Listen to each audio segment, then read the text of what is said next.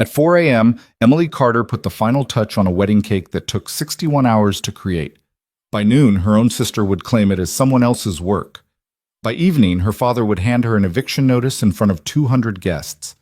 And by midnight, 3 black cars would pull up to that perfect wedding, and a man the entire city feared would walk through those doors. Not for the bride, not for the celebration, but for the invisible girl everyone had forgotten was even there. If you're watching, hit that like button and drop a comment with your city so I can see how far Emily's story travels.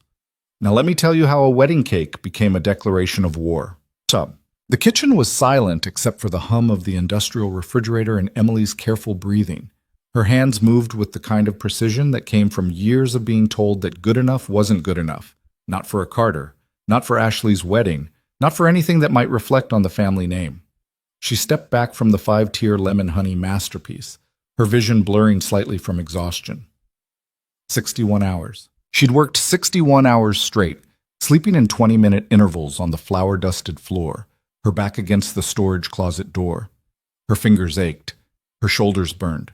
There was buttercream under her nails and a permanent crease between her eyebrows from concentration. But it was perfect. Hand-painted sugar flowers cascaded down each tier, magnolias and gardenias, New Orleans blooms rendered so delicately they seemed to tremble in the fluorescent light. The lemon curd filling was balanced with local honey from the French Quarter, the buttercream light enough to melt on the tongue but structured enough to hold in Louisiana's humid heat. Every detail had been considered, reconsidered, perfected. Emily allowed herself one small moment of pride before she heard footsteps on the stairs. "You're still here?" Her mother's voice carried that particular tone of disappointment that Emily had learned to recognize before she could spell her own name. Margaret Carter appeared in the doorway, already dressed in her mother-of-the-bride champagne silk, diamonds glittering at her throat. "I thought you'd be gone by now. I wanted to make sure everything was—" "The cake looks fine." Margaret didn't even glance at it. "You need to go home and make yourself presentable. The wedding starts at 2. Emily nodded, wiping her hands on her apron. "Fine. The cake looked fine. Not beautiful, not extraordinary. Fine. And Emily?" Her mother paused, one hand on the doorframe. "The dress I had sent over. Wear it. Don't improvise." "I will. I mean it. No substitutions. Ashley specifically requested—" She stopped herself, mouth tightening. "Just wear the dress." After her mother left, Emily stood alone with her cake for another few minutes. She touched one of the sugar magnolias, so light it barely registered against her fingertip. In another life, in another family, someone might have asked her how she'd made them. Someone might have said, "Thank you." She gathered her things and locked up the bakery kitchen she'd been renting for the past 3 years. The sun was rising over the French Quarter, painting the narrow streets in shades of gold and amber. Emily walked the 6 blocks to her apartment, a cramped studio above a closed antique shop, and found the garment bag hanging on her door. The dress inside made her stomach drop. It was pink, not the soft blush of the bridesmaids' dresses, but an aggressive, artificial hot pink that would photograph like a warning sign. The cut was wrong for her body, too tight through the hips, too loose through the bust, with cap sleeves that would dig into her shoulders. The fabric was cheap polyester that would make her sweat. There was a note pinned to the hanger in Ashley's handwriting, "Wear this. Don't embarrass me." Emily sat on the edge of her bed, the dress pooled in her lap, and tried to remember the last time Ashley had spoken to her without that edge of contempt. Maybe when they were children. Maybe before Ashley realized that being beautiful and charming could get you everything, and being quiet and forgettable got you nothing. She should refuse. She should wear something else, something that fit, something that didn't make her look like she dressed in the dark as a joke. But refusing meant confrontation. It meant attention. It meant standing up in front of Margaret and explaining why she couldn't just wear what she'd been told to wear. And Emily had learned a long time ago that explaining yourself to people who had already decided you were wrong was just another form of humiliation. She wore the dress. By 1:30, she was standing in the back of St. Louis Cathedral, tugging at the too-tight bodice, trying to disappear into the stone walls. The cathedral was full, 200 guests, maybe more, all of New Orleans society packed into the pews. The Carters knew how to throw a wedding. The Carters knew how to throw anything that required appearances, performance, the careful maintenance of a family legacy built on old money and older secrets. Emily found a spot near a side alcove, partially hidden by a marble pillar. From here she could see the altar, the banks of white roses, the string quartet playing something elegant and forgettable. She could see Ashley at the back of the cathedral, radiant in a custom Vera Wang gown, their father beside her looking every inch the proud patriarch. She could see everything and be seen by no one. The ceremony was beautiful in the way that expensive things often are, polished, perfect, utterly devoid of spontaneity. Ashley's fiancé, Marcus Beaumont, came from the kind of family that made the Carters look middle class. His smile was practiced. His vows were eloquent. The whole thing felt like a performance they'd rehearsed until every gesture looked natural. Emily felt something twist in her chest, and she hated herself for it. Not jealousy. She didn't want Marcus, didn't want a cathedral wedding, didn't want any of this. But watching Ashley move through the ceremony like she was born for this moment, like happiness was just another thing she'd inherited along with the family name and the trust fund, Emily couldn't help but wonder what it felt like to take up space in the world without apologizing for it. The reception was held at the family estate in the Garden District, a sprawling antebellum mansion that Margaret kept in museum condition. The gardens had been transformed into something out of a fairy tale. Thousands of white lights strung through the oak trees, linen-draped tables scattered across the lawn, a band playing jazz standards while waiters circulated with champagne, and at the center of it all, on a table decorated with more of those perfect white roses, stood Emily's cake. She stopped at the edge of the garden, staring at it. It looked different here somehow, elevated. The setting sun caught the sugar flowers, making them glow. People were already gathering around it, phones out, taking pictures. She heard someone say it was from a bakery in Paris. Someone else said it cost $15,000. Stunning, isn't it? Emily turned to find a woman in a silver cocktail dress smiling at her, Diane Marchand, one of her mother's bridge club friends. Yes, Emily said quietly. It's beautiful. Ashley has such exquisite taste. I asked Margaret for the bakery's information, but she said it was a closely guarded secret, some exclusive French patisserie. Diane laughed, the sound light and careless. I told her I'd fly to Paris myself if it meant having a cake like that for my daughter's wedding. Emily opened her mouth, closed it. The words were right there. I made it. I spent 61 hours making it. I know the name of every ingredient and the exact temperature of the oven when I baked each tier, but they stuck in her throat like fish bones. Excuse me, she managed, and slipped away before Diane could continue. She found herself drifting through the party like a ghost, present but unseen. She watched the toasts. Marcus's best man telling a rehearsed story about their college days. Ashley's maid of honor delivering a speech full of inside jokes Emily didn't understand. She watched the first dance, the cake cutting, her cake, her work, her 61 hours reduced to a photo opportunity. The carefully choreographed moments that would be preserved in a wedding album and forgotten by everyone except the people who had to live through them. No one spoke to her. A few people nodded in her direction, the kind of vague acknowledgement you give to someone you can't quite place. Her mother passed by twice without making eye contact. Her father was too busy playing host, shaking hands, accepting congratulations on his daughter's excellent match.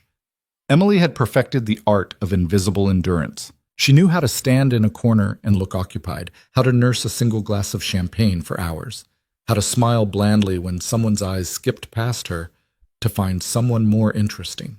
She'd been doing it her whole life. But then Ashley took the microphone. I want to thank everyone for being here tonight, her sister said, radiant under the string lights, Marcus's arm around her waist. This has been the most perfect day, and I'm so grateful to everyone who made it possible. She went through a list, the wedding planner, the florist, the band, their parents. Emily waited for her name, told herself she wasn't waiting, told herself it didn't matter. And of course, Ashley continued, her smile widening, I have to thank the incredible Maison Bellerose for creating the most stunning wedding cake I've ever seen. I mean, just look at it. The crowd turned to admire the cake again. Emily felt the blood drain from her face. Maison Bellerose. A bakery that didn't exist. A name Ashley had just invented, probably, to avoid admitting that her awkward little sister had created something beautiful. Actually, Ashley's voice took on a lighter tone, almost playful. I should probably thank my sister Emily for picking it up. She's the one who drove all the way to the airport to collect it this morning. Laughter rippled through the crowd, gentle, indulgent. Emily's role reduced to a punchline, an errand girl, someone useful enough to fetch things, but not significant enough to be credited with creating them. Ashley's eyes found her in the crowd. For just a second, Emily saw something flicker in her sister's expression. Not malice, exactly. Something colder. Something that said, "This is your place, and you need to remember it." Emily forced herself to smile, to nod, to accept the story being written over her own work. The party continued. Dinner was served, prime rib and lobster, courses perfectly timed, wine flowing freely. Emily picked at her plate, the too tight dress making it hard to breathe, let alone eat. She counted the minutes until she could leave without causing a scene, without giving anyone a reason to notice her absence. But then her father stood up. Robert Carter commanded attention without effort, tall, silver-haired, with the kind of voice that expected to be obeyed. He tapped his knife against his champagne glass, and the garden fell silent. "I won't keep you long," he said, that practiced smile in place. "But I wanted to say a few words about family." Emily's hand stilled on her lap. "Tonight is a celebration of new beginnings," Robert continued. "Ashley and Marcus are starting their life together, building something that will carry our family name into the future. That's what matters: legacy, strength, the courage to make difficult decisions." He paused, his eyes scanning the crowd. They landed on Emily for a fraction of a second, and her stomach tightened. "I've always believed that family means honoring your commitments. It means contributing, not just existing. It means earning your place at the table." Another pause. "Some people understand that. Others need to learn it." The words were general enough that most people probably didn't notice the shift in his tone, but Emily heard it. She felt it like a hand closing around her throat. Her father raised his glass. "To Ashley and Marcus, may they build something worthy of the Carter name." The crowd echoed the toast. Emily lifted her glass mechanically, the champagne bitter on her tongue. She needed to leave, now, before something inside her cracked open in front of all these people. But as she stood, her father appeared at her elbow. "Emily, a word." It wasn't a request. He guided her away from the party, toward the house, his hand firm on her arm. They walked through the side entrance, past the kitchen staff preparing dessert, into his study. A room she'd been inside maybe 5 times in her life, always for lectures, never for conversations. He closed the door. "I've been patient," Robert said without preamble. "More than patient. But patience has limits." Emily's heart was hammering. "I don't understand." "The apartment." He walked to his desk, retrieved an envelope, held it out. "I'm selling the building. The new owners want vacant possession by the end of next month. You'll need to find somewhere else to live." She took the envelope with numb fingers. Inside was an eviction notice, formal and legal and completely unexpected. "You're evicting me?" "I'm selling a property I own. The fact that you happen to rent an apartment there is incidental." His tone was perfectly reasonable, which somehow made it worse. "You've had 3 years to establish yourself, Emily. 3 years of below-market rent, and what do you have to show for it? A part-time bakery job? Student debt you can't pay? You're 26 years old. At some point, you need to take responsibility for your own life." "I am taking responsibility. I've been working at what? Making cakes for other people's celebrations while you live in a studio apartment that I subsidize?" He shook his head. "Your sister has built something. She's married well, she's established herself in society. You're still playing in the kitchen like a child." The words hit like slaps. Emily felt tears burning behind her eyes and forced them back through sheer will. "I made Ashley's cake," she said quietly. "Not Maison Bellerose. Me. I spent 61 hours making it perfect, and no one even... Is that what this is about?" Robert's expression hardened. "You want credit? Recognition?"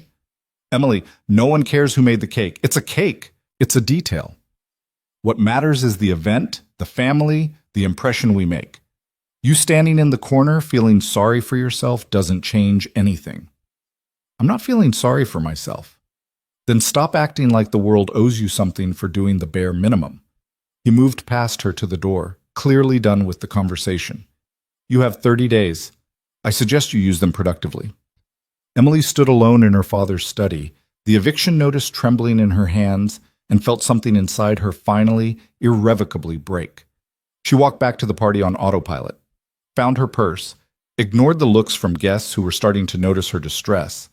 She made it to the edge of the garden before her mother intercepted her. "Where are you going? You can't leave yet." "I need to go home." "Home?" Margaret's laugh was sharp. "This is your sister's wedding, Emily. You'll stay until it's appropriate to leave. You're already barely here. Don't make it worse by running away like a child." "Dad just gave me an eviction notice."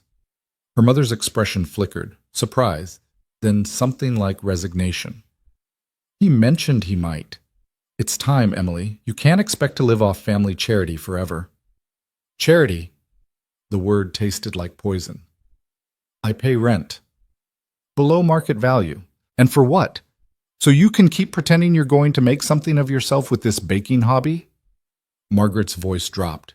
Not quite gentle, but not quite cruel. "You're not Ashley, Emily. You're never going to be Ashley. The sooner you accept that and find something realistic to do with your life, the better off you'll be." Emily looked at her mother, really looked at her. At the woman who had spent 26 years making sure Emily knew exactly where she stood in the family hierarchy. At the carefully maintained disappointment that had shaped every conversation they'd ever had. "I need to make a phone call," Emily said. "It can wait until... It can't." She walked away before her mother could stop her, past the gardens, past the valets, out to the street where the evening air felt like breathing for the first time in hours. Her hands were shaking as she pulled out her phone and scrolled through her contacts to a number she'd been too afraid to call for 3 months. Adrian Wolfe. They'd met at a charity event, one of those terrible fundraising galas her mother had forced her to attend. Emily had been working the dessert table as a favor to the event coordinator, staying late to clean up after the guests had gone. Adrian had appeared in the empty ballroom like a shadow, startling her badly enough that she'd dropped a tray of champagne flutes. He'd helped her clean up the broken glass. Hadn't said much. Hadn't needed to. There was something about the way he moved, the way people's eyes had tracked him across the room earlier in the evening, that made it clear he wasn't someone you casually dismissed.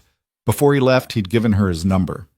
"If you ever need help," he'd said, "real help. Not the kind people like your parents give." She hadn't understood what he meant, hadn't wanted to understand, but she'd kept his number. Now she pulled it up, her thumb hovering over the call button. Adrian Wolfe was dangerous. Everyone in New Orleans knew that, even if they pretended not to. He ran things in the city that polite society didn't talk about. He had power that didn't come from old money or family names, but from something darker, something earned through means her father's country club friends would clutch their pearls over. Calling him would mean stepping into a world she didn't understand. It would mean admitting she couldn't handle this alone. It would mean everything her family had ever said about her, that she was weak, dependent, incapable of standing on her own, was true. But standing here in a too-tight dress that her sister had chosen to humiliate her, holding an eviction notice from her own father, Emily realized something. She was already in a world she didn't understand. She'd been living in it her whole life, trying to follow rules that only applied to her, trying to earn love from people who had decided she wasn't worth the effort. She pressed call. He answered on the second ring. "Emily." His voice was exactly as she remembered, low, controlled, with an undercurrent of something that might have been amusement or might have been something far more dangerous. "It's late." "I know. I'm sorry. I shouldn't have. Where are you?" The question was calm but absolute. Not, "Are you okay?" Not, "What's wrong?" But "Where are you?" Like the location was all that mattered, like everything else could wait until he had that one piece of information. Emily gave him the address of her family's estate. "Stay there," Adrian said. "I'm coming." "You don't have to." "Emily." He said her name like a period at the end of a sentence. "Stay there." The line went dead. Emily lowered the phone, her heart racing for entirely different reasons now. What had she done? What was she expecting him to do? Show up at her sister's wedding and... what? Fix everything? Make her problems disappear? People like Adrian Wolfe didn't fix problems. They created different ones. But it was too late to take it back. She'd made the call, and now all she could do was wait and see what came next. She walked back toward the garden, staying at the edges, avoiding her family. The party was still in full swing, dancing now, the band playing something upbeat, while Ashley and Marcus moved across the temporary dance floor like they'd been choreographed. Everything perfect, everything exactly as it should be. Emily checked her phone. 20 minutes since she'd called, then 30, then... The music didn't stop exactly, but it faltered. The conversations didn't die, but they lowered, shifted, turned toward something happening at the front of the property. 3 black cars pulled up the circular drive, moving with the kind of precision that suggested this wasn't a random arrival. They were expensive vehicles, the kind you didn't see often in New Orleans unless someone very wealthy or very powerful was in town. The first car stopped. A driver got out, opened the back door, and Adrian Wolfe stepped into the garden like he'd been invited. He was wearing a suit that probably cost more than Emily's car, dark and perfectly tailored, no tie. His hair was dark, pushed back from a face that would have been handsome if it weren't for the absolute coldness in his eyes. He moved like someone who had never had to ask permission for anything, who knew that spaces rearranged themselves around him whether he demanded it or not. The crowd parted. Not dramatically, not obviously, but people stepped aside, conversations trailing off, eyes widening with recognition. Emily heard someone whisper his name. Someone else shushed them urgently. Adrian's eyes swept the garden, found her standing near the edge of the crowd, and something in his expression shifted almost imperceptibly. He walked toward her, and the party held its breath. Emily. He stopped in front of her, and suddenly she was aware of how ridiculous she must look. The hot pink dress, her face probably still blotchy from crying, her hair falling out of the pins she'd tried to secure it with. "Are you all right?" The question was quiet, meant only for her, but in the sudden silence of the garden it carried. "I don't know," she admitted. He nodded once, then turned to face the crowd. His gaze found Robert Carter, standing near the bar with several other men, frozen in the middle of a conversation. "Mr. Carter," Adrian said, his voice carrying that same terrible calm. "We need to talk." Her father's face went through several expressions in rapid succession: confusion, recognition, fear, and finally a forced smile that didn't reach his eyes. "I don't believe we've been introduced." "Adrian Wolfe." He didn't extend his hand. "Your daughter called me." The gasps were audible now. Emily saw her mother's face go pale, saw Ashley grab Marcus's arm. The name Adrian Wolfe meant something to these people, something that made them nervous, made them recalculate the social mathematics of the situation. "I'm not sure what Emily told you," Robert began, clearly scrambling for control. "But this is a private family celebration. Whatever business you think you have, she told me she needed help." Adrian's voice cut through her father's excuses like a knife. "From what I can see, she was right." He pulled out his phone, typed something quickly, then held it up so the nearest guest could see the screen. Emily couldn't see what it was from where she stood, but she saw the reactions: shock, discomfort, several people looking away. 3 months ago, Adrian said, still holding up the phone, Ashley Carter sent her sister a message. "Would you like me to read it aloud, or should I just share the screenshot?" "That's private," Ashley snapped, stepping forward. "You have no right. You told her she was an embarrassment, that she should stay away from your wedding unless she could learn to look presentable, that she was lucky you even bothered to invite her at all." He lowered the phone, his eyes finding Ashley in the crowd. "Should I go on? I have years of messages. From you, from your mother, from several of your father's associates who seem to think commenting on Emily's appearance and failures is appropriate conversation." The silence was suffocating. Adrian looked at Robert again. "You gave your daughter an eviction notice. Tonight. At her sister's wedding." "That's between Emily and myself," Robert said tightly. "No, it's not." Adrian's voice dropped lower, more dangerous. "Because she called me, which means it's between you and me now." Emily felt like the ground was tilting. This wasn't what she'd expected. She'd thought, what? That Adrian would offer her a place to stay? Some kind of quiet help that wouldn't draw attention? But he'd walked into her family's perfect celebration and started pulling out the foundations like loose threads from a sweater. "Emily," her mother's voice sharp with panic, "tell him this isn't necessary. Tell him we can work this out as a family." Emily looked at her mother, at her father, at Ashley, who had gone very pale, her perfect wedding suddenly contaminated by something she couldn't control. She thought about 61 hours, about a cake no one credited her for, about a dress chosen to humiliate her, and a lifetime of being told she wasn't quite good enough to matter. "No," Emily said quietly. The word felt strange in her mouth, small but complete. What? Margaret stepped closer. Emily, don't be dramatic. Whatever you think happened, I made the cake. Emily's voice was trembling but audible. I made Ashley's wedding cake. I spent 61 hours making it perfect. I sourced the honey from the French Quarter. I hand-painted every sugar flower. And Ashley told everyone it came from a bakery in Paris because giving me credit would ruin the story she wants to tell about her perfect wedding. Ashley's mouth opened, closed. And that would be fine, Emily continued, the words coming faster now. If it was just the cake. But it's not. It's everything. Every family dinner where I'm seated at the end of the table. Every holiday where my accomplishments get mentioned as an afterthought.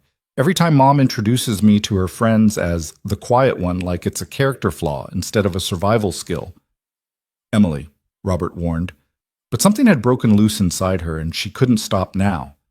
You gave me an eviction notice at my sister's wedding. You told me I was living off family charity when I pay rent every month. Below market, yes, because you're the one who set the price. You told me I need to take responsibility for my life while simultaneously making sure I can never build anything stable because you might pull the rug out whenever you decide I haven't earned it. Her father's face had gone red. You're making a scene. Good. The word came out fierce, surprising even her. Let me make a scene. Let everyone here see what it looks like when the invisible Carter daughter finally has something to say. Adrian was watching her with something that might have been approval, or maybe just interest. It was hard to tell with him. Emily turned to Ashley. I'm sorry your wedding got interrupted. I'm sorry I couldn't just stay quiet and let you have your perfect day. But I'm done being sorry for existing in your shadow. She reached down, slipped off the uncomfortable heels her mother had insisted matched the dress, and held them in one hand. I'm leaving now, she said to no one in particular, and I won't be coming back. She started walking toward the cars, barefoot on the garden path, her heart hammering so hard she thought it might crack her ribs. Behind her, she heard her father start to say something, but Adrian's voice cut through whatever threat or command he'd been forming. If you come after her, Adrian said calmly, if you contact her, if you send anyone to contact her on your behalf, I will take it personally, and you don't want that. Emily didn't look back to see her father's reaction. She kept walking until she reached the first black car, where a driver was already holding the door open. She hesitated for just a second. This was it, the moment she couldn't take back, then climbed inside. The leather seats were cool against her skin. The door closed with the solid, expensive sound. Through the tinted window, she could see the garden, the white lights, the perfect decorations, the frozen tableau of her family's shock. Adrian slid into the seat beside her. Where to? He asked. Emily opened her mouth to say she didn't know, that she hadn't thought this through, that maybe this was all a mistake. Instead, she said, anywhere but here. The car pulled away from the estate, leaving behind the only life she'd ever known, and Emily pressed her forehead against the window, watching the lights of New Orleans blur past through tears she hadn't realized she was crying. She'd done it. She'd walked away. And she had absolutely no idea what came next. The car moved through the garden district in silence, the streetlights casting moving shadows across Adrian's face. Emily kept her eyes on the window, watching the mansions give way to smaller houses, then commercial streets, then the darker edges of the city where tourists didn't venture after dark. She should have been afraid. She was in a car with a man whose reputation made hardened criminals nervous, heading to an unknown destination, having just burned every bridge she had to the only life she'd ever known. Fear would have been the rational response. Instead, she felt numb, hollowed out, like someone had reached inside her chest and removed something essential, leaving only empty space behind. You didn't have to do that, she said finally, her voice rough. At the wedding, you didn't have to say all that. Adrian was quiet for a moment, his hands folded in his lap with a stillness that somehow seemed more deliberate than relaxation. Yes, I did. Why? Because you wouldn't have. The truth of that hit harder than she expected. He was right. She could have stood there with those messages in her own phone, could have defended herself, could have named the cruelty for what it was, and she would have stayed silent, would have swallowed it down and convinced herself it wasn't that bad, that she was being too sensitive, that making a scene would only prove her family right about her being dramatic and difficult. Where are we going? She asked. My place. You'll stay there tonight. He glanced at her. Tomorrow we'll figure out something more permanent. If you want. I can't. I don't have any way to pay you back. I'm not asking you to. The car turned down a narrow street in the warehouse district, stopping in front of a converted industrial building that looked like it had once housed a shipping company. The driver opened Emily's door, and she stepped out onto the sidewalk, still holding her shoes. The building's exterior was all exposed brick and steel-framed windows, the kind of intentional decay that meant someone with money had decided industrial was fashionable. Adrian led her through a heavy door, past a security desk where a man in a dark suit nodded at them without comment, to a freight elevator that groaned its way up to the top floor. His apartment was nothing like what she'd expected. She'd imagined something ostentatious, maybe dark leather and expensive art, the kind of space designed to intimidate. Instead, it was almost austere. High ceilings with exposed beams, polished concrete floors, furniture that looked comfortable rather than impressive. Floor-to-ceiling windows overlooked the Mississippi River, the water black and endless under the night sky. "Guest rooms down the hall," Adrian said, shrugging out of his jacket. "Bathrooms stocked. Take whatever you need." Emily stood in the middle of the living room, suddenly aware of how ridiculous she must look in the hot pink dress. Barefoot, her hair a mess. "I should probably call someone. Let people know where I am." Who would you call? The question wasn't cruel, just practical. Who would she call? Her mother, who'd made it clear Emily had embarrassed the family by leaving. Her father, who'd handed her an eviction notice without a second thought. Ashley, whose wedding she'd ruined. She had friends, technically. People from culinary school she hadn't talked to in months. A few acquaintances from the bakery where she worked part-time. But no one who would pick up the phone at 11 at night. No one who would understand what had just happened. No one who would care beyond the social obligation of caring. No one, she admitted. Adrian moved to the kitchen, which was separated from the living area by a long marble counter. "You hungry?" "I don't think I could eat." "When's the last time you did?" "Eat, I mean." Emily tried to remember. She'd had coffee that morning, maybe some crackers while she was working on the cake. Nothing at the wedding. Her stomach had been too tight with anxiety to handle the elaborate meal. "Yesterday, I think." He pulled open the refrigerator. "Sit down." "You don't have to—" "Emily." He looked at her over the refrigerator door, and there was something in his expression that made her stop mid-protest. "Sit down." She sat on one of the bar stools at the counter, watching as he moved through the kitchen with surprising efficiency. He wasn't cooking exactly, just assembling things. Bread from a bakery she recognized. Good cheese, some kind of charcuterie, olives, sliced fruit. He set the plate in front of her along with a glass of water. "Eat what you can," he said. Emily picked up a piece of bread, mostly because refusing seemed more difficult than complying. The first bite made her realize how hungry she actually was. The second made her stomach wake up and start demanding more. She ate mechanically, not really tasting anything, while Adrian leaned against the counter and watched the river through the windows.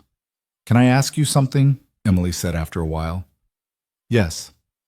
"Why did you give me your number, that night at the charity gala? You didn't know me. You didn't owe me anything." Adrian was quiet long enough that she thought he might not answer. Then he said, "I know what it looks like when someone's drowning in plain sight." Emily set down the cheese she'd been holding. "What does that mean?" "You were working that dessert table like you were trying to disappear into it.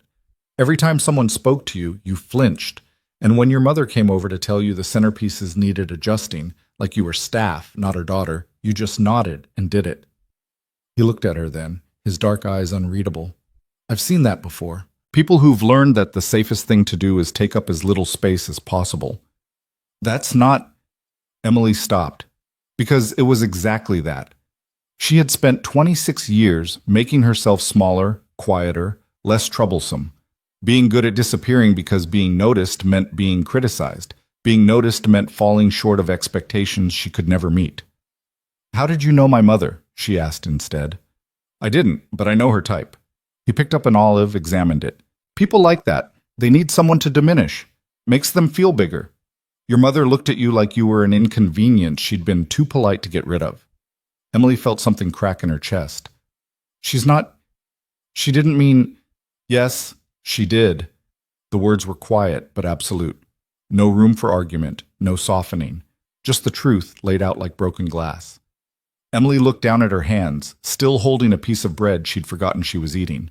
I kept thinking if I just worked hard enough, if I was just good enough at something, they'd see me differently. My dad especially. He always valued achievement, results. So I thought if I could just make something perfect, create something undeniable, he'd have to acknowledge it. The cake. 61 hours. I planned it for 3 months. Tested every component. I maxed out my credit card on ingredients. She laughed, and it came out bitter. And Ashley told everyone it came from Paris. Your father knew you made it. It wasn't a question. Emily looked up at Adrian, saw the certainty in his expression. How do you know that? Because he gave you the eviction notice tonight specifically. Not last week, not next month. Tonight at the wedding, after you'd done something that should have earned you recognition. Adrian set down the olive uneaten. He knew exactly what he was doing, making sure you understood that even when you succeed, it doesn't matter. That's how people like him maintain control. Emily felt tears threatening again and blinked them back hard. She was so tired of crying, so tired of feeling like everything she did was inadequate. I don't know what to do now, she admitted. I don't have a place to live. I have maybe $2,000 in my bank account. I dropped out of culinary school because I couldn't afford it, so I don't even have a degree. I work 20 hours a week at a bakery that pays minimum wage, and I rent kitchen space to take custom orders that barely cover the cost of supplies. What do you want to do? The question caught her off guard. What do you mean? If money wasn't an issue, if your family's opinion didn't matter, if you could do anything, what would you do? No one had ever asked her that. Her parents had asked what she planned to do about her lack of direction, what she intended to do to make something of herself, what she was going to do to stop being such a disappointment. But no one had asked what she wanted. I'd have my own place, she said slowly. Not a bakery exactly, more like an atelier. Somewhere small and beautiful where I could create custom work. Wedding cakes, celebration cakes, things people actually remember. I'd take my time with each one, make them perfect, put my name on them. She stopped, feeling foolish. That's stupid. There's no way I could afford. It's not stupid. It's unrealistic. Most good things are. Adrian moved around the counter, took the stool next to hers. He was close enough that she could smell his cologne, something dark and expensive, cedar and leather. Emily, I'm going to make you an offer. You can say no. In fact, you probably should say no, but I'm going to make it anyway. Her heart started beating faster. Okay. I'll set you up, rent on a space, equipment, supplies, operating capital for the first year. You focus on building something. No strings, no expectations. You don't owe me anything except honesty about whether it's working. Emily stared at him. Why would you do that? Because I can. Because you're good at something and you deserve a chance to prove it. Because your family threw you away, and I have a particular hatred for people who waste potential just to feel powerful. He leaned back slightly. And because if I don't, you'll probably try to go back to them. And that would be a mistake. I wouldn't. You would. In a few weeks, when the money runs out and you're scared, your mother will call. She'll say she's worried about you, that they miss you, that they've talked it over as a family, and they're willing to forgive you for the scene at the wedding if you just come home and be reasonable. Emily wanted to argue, but the scenario felt horribly plausible. And you'll think maybe you overreacted, Adrian continued. Maybe it wasn't that bad. Maybe you can set boundaries this time, make it work. So you'll go back, and they'll be nice for a while, and then slowly, so slowly you won't even notice it happening, everything will go back to exactly how it was. Except worse, because now they'll know you tried to leave and came back. They'll know you need them more than they need you. You don't know that. Yes, I do. His voice was flat, final. I've seen it 100 times. The only way you survive people like that is to cut them out completely. No contact, no compromise, no second chances. Emily thought about her father's face tonight, the cold calculation in his eyes when he'd handed her that eviction notice. Thought about her mother's resigned disappointment, like Emily's failure was inevitable and slightly boring. Thought about Ashley, who had looked at her own sister and decided that humiliation was an acceptable price for maintaining a certain story. What's the catch? She asked. Adrian smiled slightly. Smart question. I'm not stupid. No one offers this kind of help without wanting something in return. I want you to succeed. That's the return. He stood, walked back to the windows. I've spent most of my life around people who take things, who see something good and immediately start calculating how to own it, control it, profit from it. You make something beautiful because the work itself matters to you. That's rare. I'd like to see what you could do if someone gave you the space to do it right. It sounded too good to be true. It sounded like the kind of offer that came with invisible strings that would tighten around her throat later. But what was her alternative? Go back to her studio apartment for the next 30 days, then figure out where to live on $2,000 and a part-time salary? Find a roommate, probably. Someone else's couch to sleep on while she figured things out. Work more hours at the bakery, give up on the custom orders, let the dream die slowly while she convinced herself it was the practical choice. I need to think about it, Emily said. Of course. Adrian checked his watch. It's late. Guest room's the second door on the left. We can talk more in the morning. Emily slid off the bar stool, suddenly exhausted. The adrenaline from the wedding was wearing off, leaving behind a bone-deep weariness that made even standing upright feel difficult. Adrian? He turned from the windows. Thank you for tonight, for coming when I called. You don't need to thank me. I do. You didn't have to do any of this. Something shifted in his expression, gone too quickly to interpret. Get some sleep, Emily. The guest room was simple, a queen bed with white linens, a dresser, curtains that blocked out the city lights. Emily found a t-shirt in one of the drawers that was clearly meant for guests, changed out of the horrible pink dress, and collapsed onto the bed. She should have been too wired to sleep, should have been replaying the evening, analyzing every moment, spiraling into anxiety about what came next. Instead, she was asleep in minutes, and if she dreamed, she didn't remember it. She woke to sunlight streaming through unfamiliar windows and the smell of coffee. For a disoriented moment, she couldn't remember where she was. Then it all came back. The wedding, the confrontation, leaving in Adrian's car. Her phone was on the nightstand, plugged into a charger she didn't remember connecting. The screen showed 43 missed calls and over 100 text messages. Emily's stomach tightened. She picked up the phone, scrolled through the notifications. Most were from her mother, increasingly frantic as the night progressed. Several from Ashley. A few from her father, all variations on, "We need to talk immediately." She opened her mother's messages first. "Emily, come home. This is ridiculous. You're embarrassing yourself in this family. That man is dangerous. Whatever he told you, it's not true. Your father is very upset. You need to call him and apologize. I can't believe you would ruin your sister's wedding like this."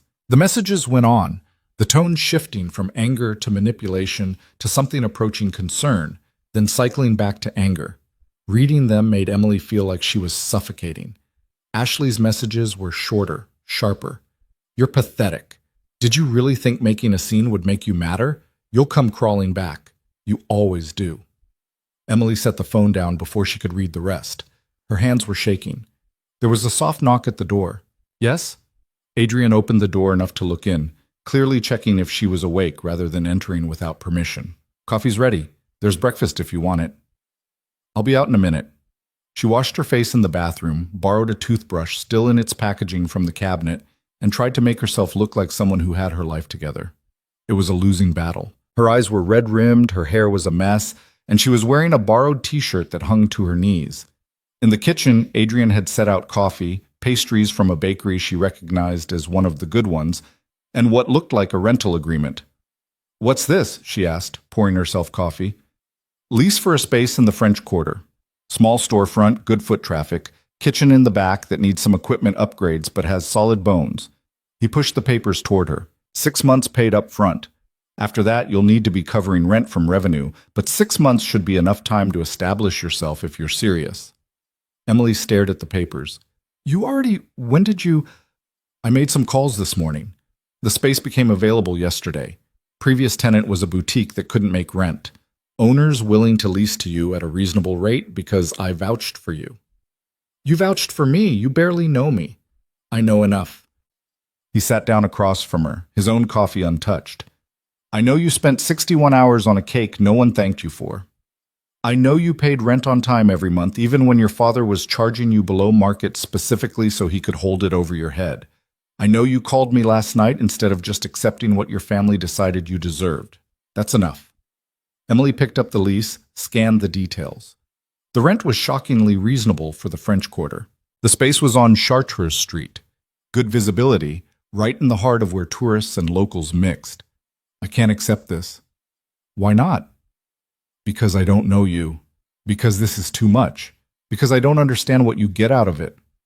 Adrian leaned back in his chair, studying her with that unnerving stillness. What do you think I do, Emily? For work, I mean. I don't know. People say... She stopped. They say I'm a criminal, that I run things in this city that shouldn't be run, that I'm dangerous. He said it without emotion, just stating facts. They're right. I am all of those things. I make money in ways your family would clutch their pearls over. I've done things that would horrify you if you knew the details. Emily's heart was racing, but she didn't move. But here's the thing about power, Adrian continued. Real power isn't just about taking. It's about knowing when to invest. Your family had you, someone talented, hardworking, desperate to prove herself, and they treated you like an inconvenience. That's not just cruel. It's stupid. It's wasteful. So this is an investment. Yes, in something good. In someone who might actually do something worthwhile with a chance. He pushed the lease closer. I don't need you to understand my motivations. I don't need you to trust me completely.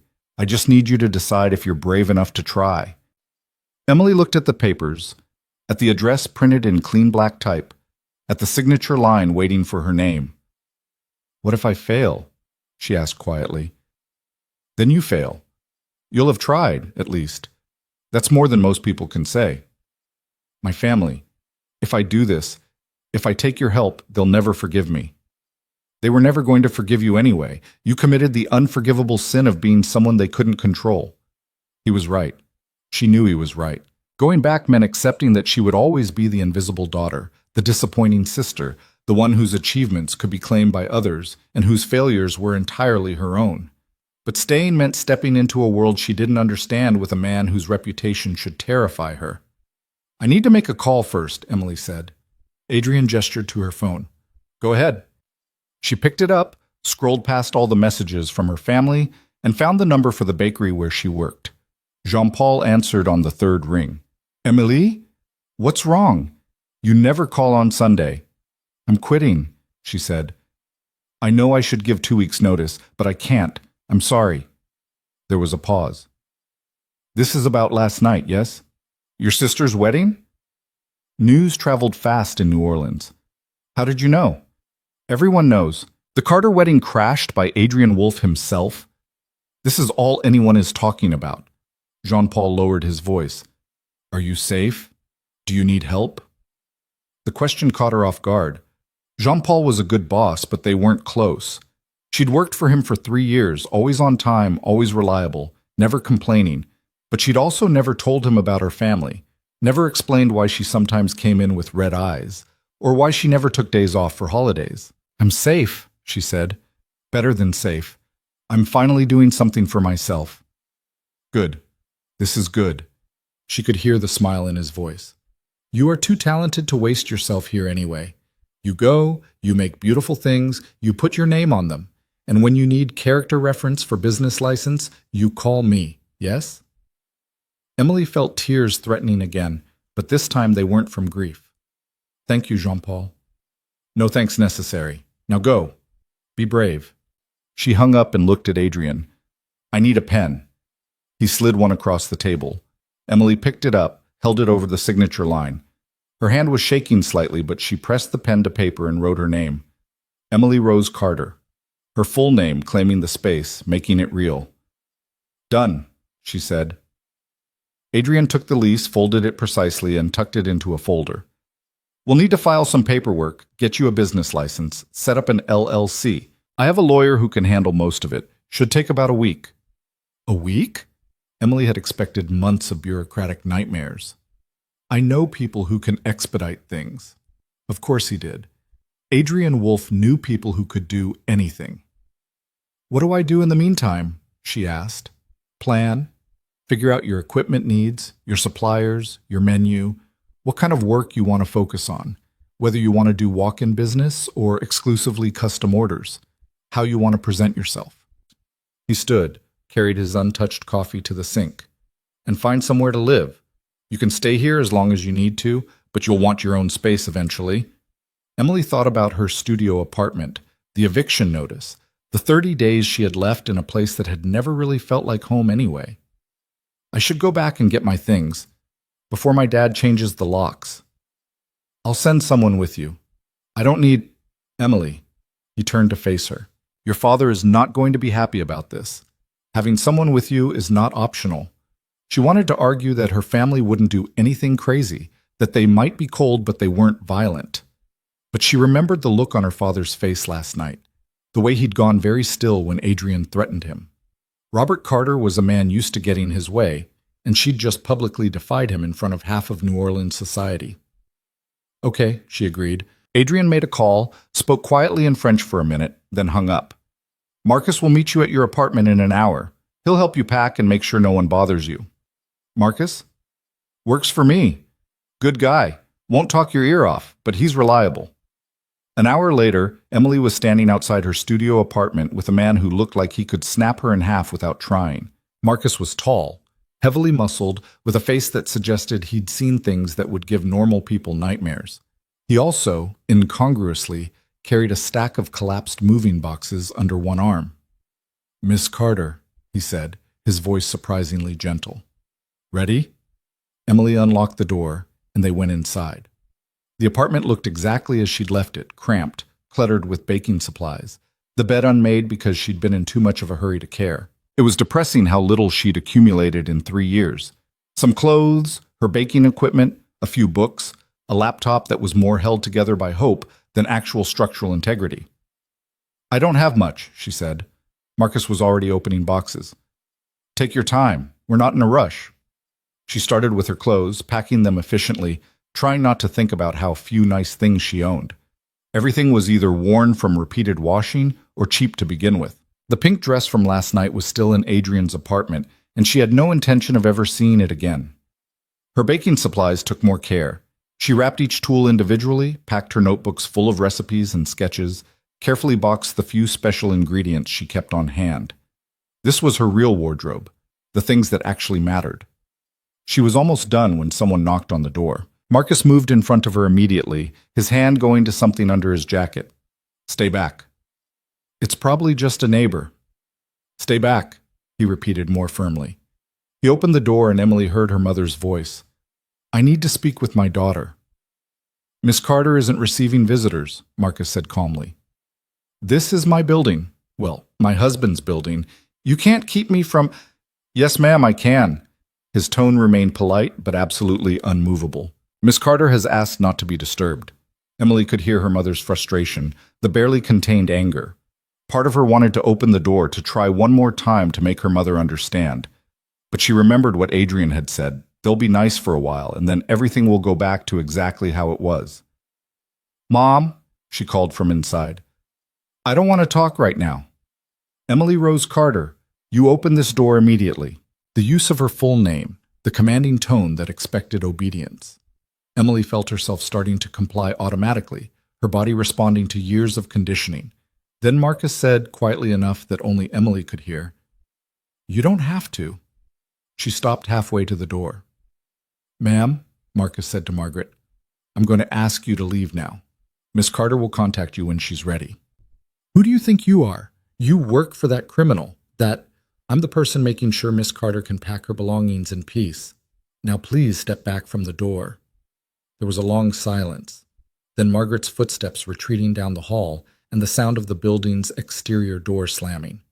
Emily let out a breath she hadn't realized she'd been holding. You okay? Marcus asked. Yeah, thank you. Just doing my job. He picked up one of the boxes. Let's finish up and get you out of here. They loaded everything into Marcus's SUV, 4 boxes total, which seemed pathetic for 3 years of living somewhere. Emily took one last look at the studio apartment, at the place where she'd tried so hard to build something, and felt nothing but relief at leaving it behind. Marcus drove her back to Adrian's building in silence, helped her carry the boxes up to the guest room, and then disappeared with a nod. Emily stood surrounded by her packed life and tried to figure out what to do next. Her phone buzzed, a text from an unknown number. Equipment supplier list attached. These are the people I use. Tell them you're working with me. They'll give you fair prices. Another buzz. A different number. This is Caroline. Adrian said you might need help with business planning. I'm free Tuesday if you want to meet. Then another. Contractor. Can look at your kitchen space tomorrow. Let me know what time works. Emily sat on the edge of the bed, watching her phone light up with messages from people Adrian had apparently mobilized on her behalf. People who were ready to help her build something because he'd asked them to. It should have felt overwhelming. Should have felt like too much, too fast, like she was being swept along in a current she couldn't control. Instead, it felt like possibility. Like maybe, for the first time in her life, someone was investing in her success instead of her failure. She pulled out her laptop, opened a new document, and started writing. Not a business plan, not yet, just ideas. The kind of cake she wanted to make, the aesthetic she wanted to create, the name she wanted to put on her work. Emily Carter Atelier.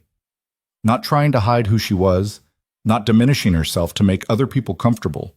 Just her name, clean and simple and undeniable. She was still writing when the sun set over the Mississippi River, painting the sky in shades of amber and rose. And for the first time in as long as she could remember, Emily felt something that might have been hope. The storefront on Charter Street looked worse in daylight than Emily had imagined. The previous tenant had left it in a state somewhere between abandoned and actively collapsing. The front window was clouded with grime, the door stuck when she tried to open it, and inside smelled like mildew and something she didn't want to identify. It has potential, Caroline said beside her, which was the kind of thing people said when they were being polite about a disaster. Emily had met Caroline 2 days ago at a coffee shop in the quarter. She was in her 40s, sharp-eyed and efficient, with the kind of directness that Emily found both intimidating and refreshing. She ran a consulting business helping small companies navigate the nightmare of New Orleans bureaucracy, and apparently owed Adrian some kind of favor significant enough that she'd cleared her schedule to help Emily. "The kitchen's in the back," Caroline continued, leading the way through the narrow space. "Let's see what we're working with." The kitchen was simultaneously better and worse than the front. Better because the bones were solid. Good ventilation, decent layout, industrial-grade electrical that could handle serious equipment. Worse because everything else was either broken or missing. The oven was a rusted shell. The counters were warped. The floor tiles were cracked and stained with substances Emily didn't want to examine too closely.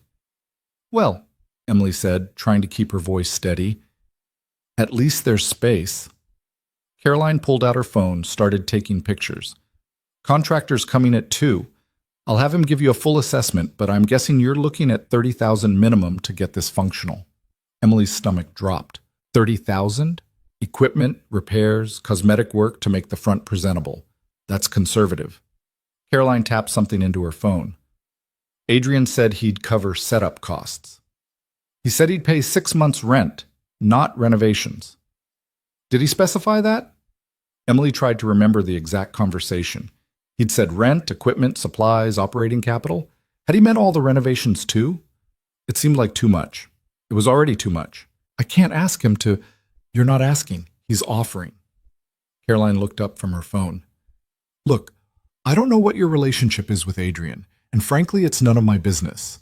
But I've worked with him for 5 years, and he doesn't throw money at things he doesn't believe in. If he's investing in this, it's because he thinks you're worth it." "But why? He barely knows me." Caroline smiled slightly. "That's a question for him, not me. What I can tell you is that you have 2 choices. Accept the help and build something, or spend the next 6 months drowning in logistics and second-guessing yourself until the opportunity dies. Which sounds better?" Put like that, the answer was obvious. Emily walked through the space again, trying to see past the decay to what it could become. The front room was small but not cramped. Big enough for a display case, maybe some small tables, a few seats for people who wanted to linger. The kitchen had room for a professional oven, a good mixer, plenty of counter space for detailed work. She could make this beautiful. She could make this hers. "Okay," Emily said. "Let's do it." The contractor arrived exactly at 2. His name was Vincent, and he looked like someone who'd been working construction since before Emily was born. He walked through the space with a practiced eye, taking measurements, making notes, occasionally muttering in Cajun French. "You want this done right or done fast?" he asked finally. "Right," Emily said, "but I need it functional in 6 months." Vincent scratched his jaw. 6 months is tight, but doable. Depends on permits, depends on inspections, depends on whether we find any nasty surprises behind these walls. He tapped the kitchen wall and a small chunk of plaster fell off. Like that, for instance. How much? Emily asked, bracing herself. 35, maybe 40, if the plumbing's worse than it looks. I can have detailed estimates by Friday. He glanced at Caroline. This is Adrian's project. Yes, Caroline said. Vincent nodded slowly. Then I'll make sure it's done right. He's good people. After he left, Emily turned to Caroline. Does everyone in this city work for Adrian? Not for him, with him. There's a difference. Caroline started packing up her tablet and papers. Adrian helps people who need helping. In return, they remember it. That's how things work here. Favors, relationships, mutual benefit. You'll figure it out. Emily wasn't sure she wanted to figure it out. The idea of owing favors, being part of some network of obligation, made her uncomfortable. But she also wasn't naive enough to think she could build this alone. Over the next 2 weeks, Emily's life became a blur of decisions she didn't feel qualified to make. Cabinet styles, flooring options, equipment specifications, color palettes. Every day brought new questions, new choices, new moments where she had to pretend she knew what she was doing. Caroline helped with most of it, guiding her through decisions without making them for her. Vincent started demolition work, ripping out everything that couldn't be salvaged and revealing the space's actual structure. It was messy and loud and occasionally terrifying when they found problems. But slowly the space started transforming. Emily moved into a small apartment 2 blocks from the storefront, a 1-bedroom on the 3rd floor of a converted townhouse. Nothing fancy, but clean and hers. Adrian had helped arrange it through another contact, someone who owned the building and was willing to work with her limited budget. She'd protested, again, that she could find her own place. He'd pointed out that she needed to focus on the atelier, not waste time dealing with predatory landlords. He was right, which was becoming a frustrating pattern. She didn't see Adrian much during those first weeks. He'd call occasionally to check in, ask if she needed anything, remind her to eat actual meals instead of just coffee and whatever pastries she stress-baked at midnight. But he didn't hover, didn't demand progress reports, didn't try to control how she spent the money he'd given her. It should have been a relief. Instead, it made her nervous. People didn't help like this without expecting something, and the longer Adrian stayed in the background, the more Emily worried about what the eventual price would be. She was working late at the storefront one night, painting the front room a soft cream that would make the space feel larger, when someone knocked on the door. Emily jumped, nearly dropping the paint roller. Marcus stood outside, holding takeout bags. Adrian thought you might be hungry, he said when she opened the door. Emily looked at the bags, then at Marcus. He sent you to check on me. He sent me to bring you food. Checking on you is just a bonus. Marcus set the bags on the only non-paint covered surface. You're working too late. I'm fine. You look like you haven't slept in 3 days. Creative exaggeration. It's only been 2. Emily wiped her hands on a rag, suddenly aware that she was covered in paint and probably looked as exhausted as she felt. Tell Adrian I appreciate the concern, but I don't need a babysitter. Too late. You've got one. Marcus opened the bags, started unpacking containers. Ty, Adrian said you liked the place on Frenchman Street. He was right. She'd mentioned it once, weeks ago, in passing. The fact that Adrian had remembered made something twist in her chest. Are you going to stand there and watch me eat? Emily asked. Unless you want company. I'm good either way. She did want company, she realized. The past 2 weeks had been lonely in a way she hadn't expected. Working alone, living alone, building something that felt simultaneously exciting and terrifying. She'd gotten used to Adrian's apartment, to the quiet presence of someone else in the space, even if they didn't talk much. You can stay, she said. They ate in the half-finished front room, sitting on upturned buckets because there wasn't any furniture yet. Marcus didn't talk much, which Emily appreciated. He just ate his pad thai and occasionally made observations about the space that were surprisingly insightful. You should put the display case there, he said, pointing to the wall opposite the window. Natural light will hit it in the morning, make everything look better. You know about bakery design? My sister owned a cafe, helped her set it up before... He stopped, something crossing his face. Before she sold it. Emily waited, but he didn't elaborate. She understood. Some stories weren't ready to be told. The paint looks good, Marcus said instead. Color's right. Not trying too hard. That's the goal. I don't want it to feel like I'm compensating for something. You're not.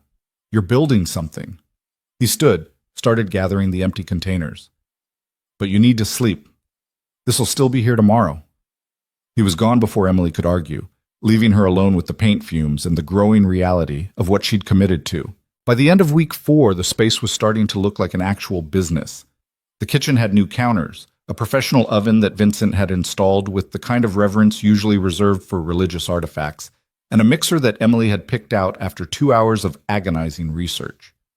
The front room had fresh paint, new floors, and a display case that had arrived yesterday and taken 3 men to install. Emily stood in the middle of it all, trying to feel accomplished instead of terrified. Her phone rang. Her father. She'd been ignoring his calls for weeks, deleting his voicemails without listening to them, blocking her mother's increasingly aggressive texts. But something made her answer this time. Maybe curiosity. Maybe the need to prove to herself that she could handle a conversation without falling apart. Emily. Robert's voice was controlled, but she could hear the anger underneath. We need to talk. I don't think we do. Don't be childish. This has gone on long enough. Your mother is worried sick. Ashley's still upset about the wedding, and you're making the family look... I don't care, Emily interrupted. Silence on the other end. She'd never interrupted her father before. Excuse me?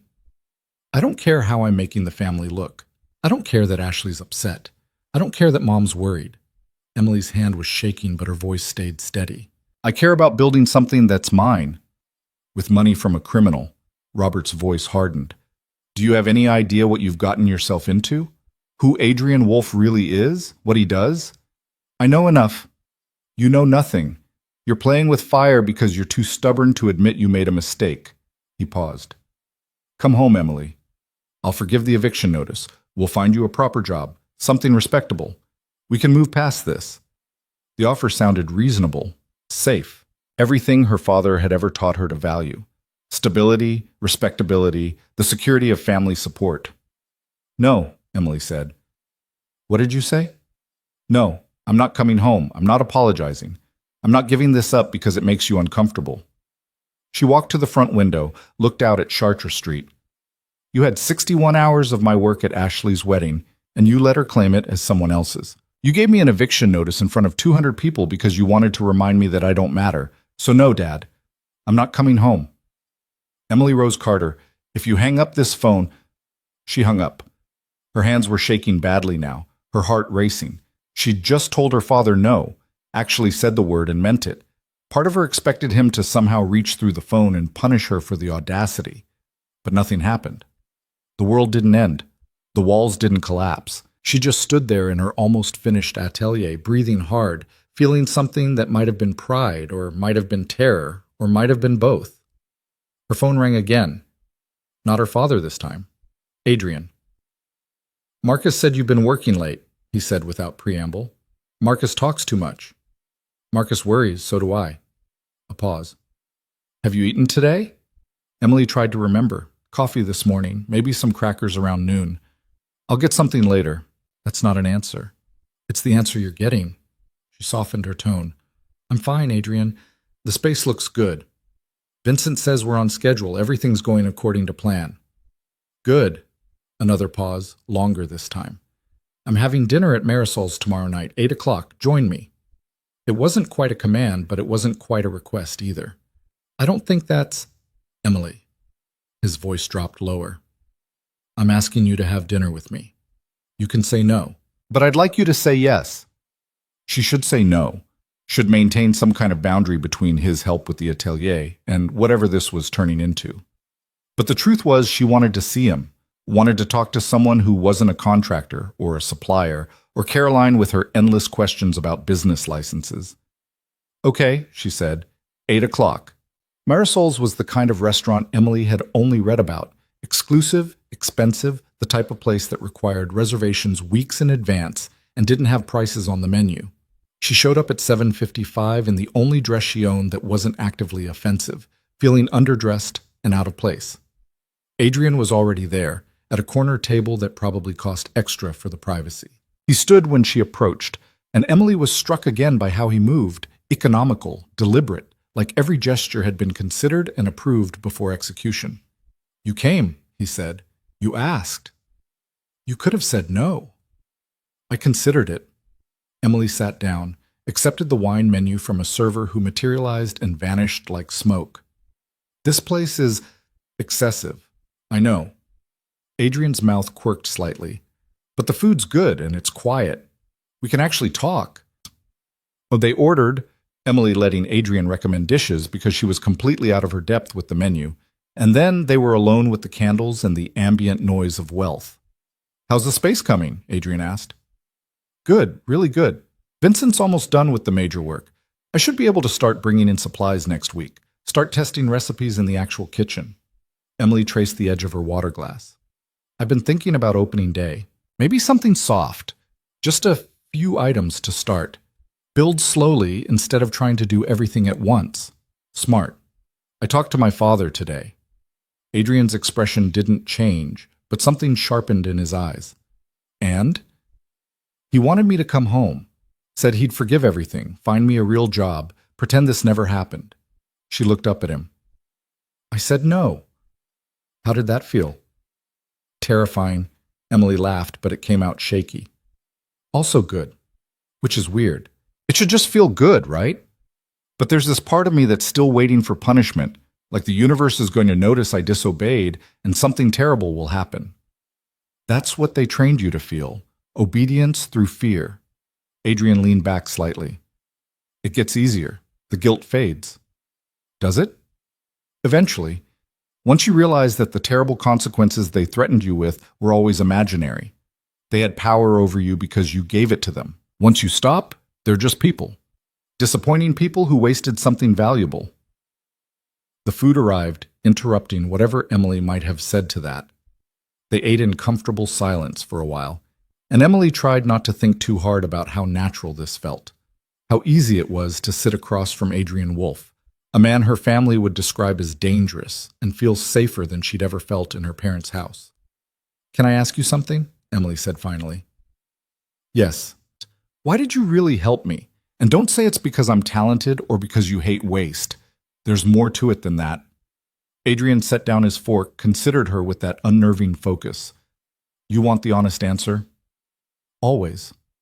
Because watching you stand at that wedding, invisible in a dress designed to humiliate you, trying so hard to be small enough that no one would notice you were hurting, it reminded me of someone." He paused. "Me. A long time ago.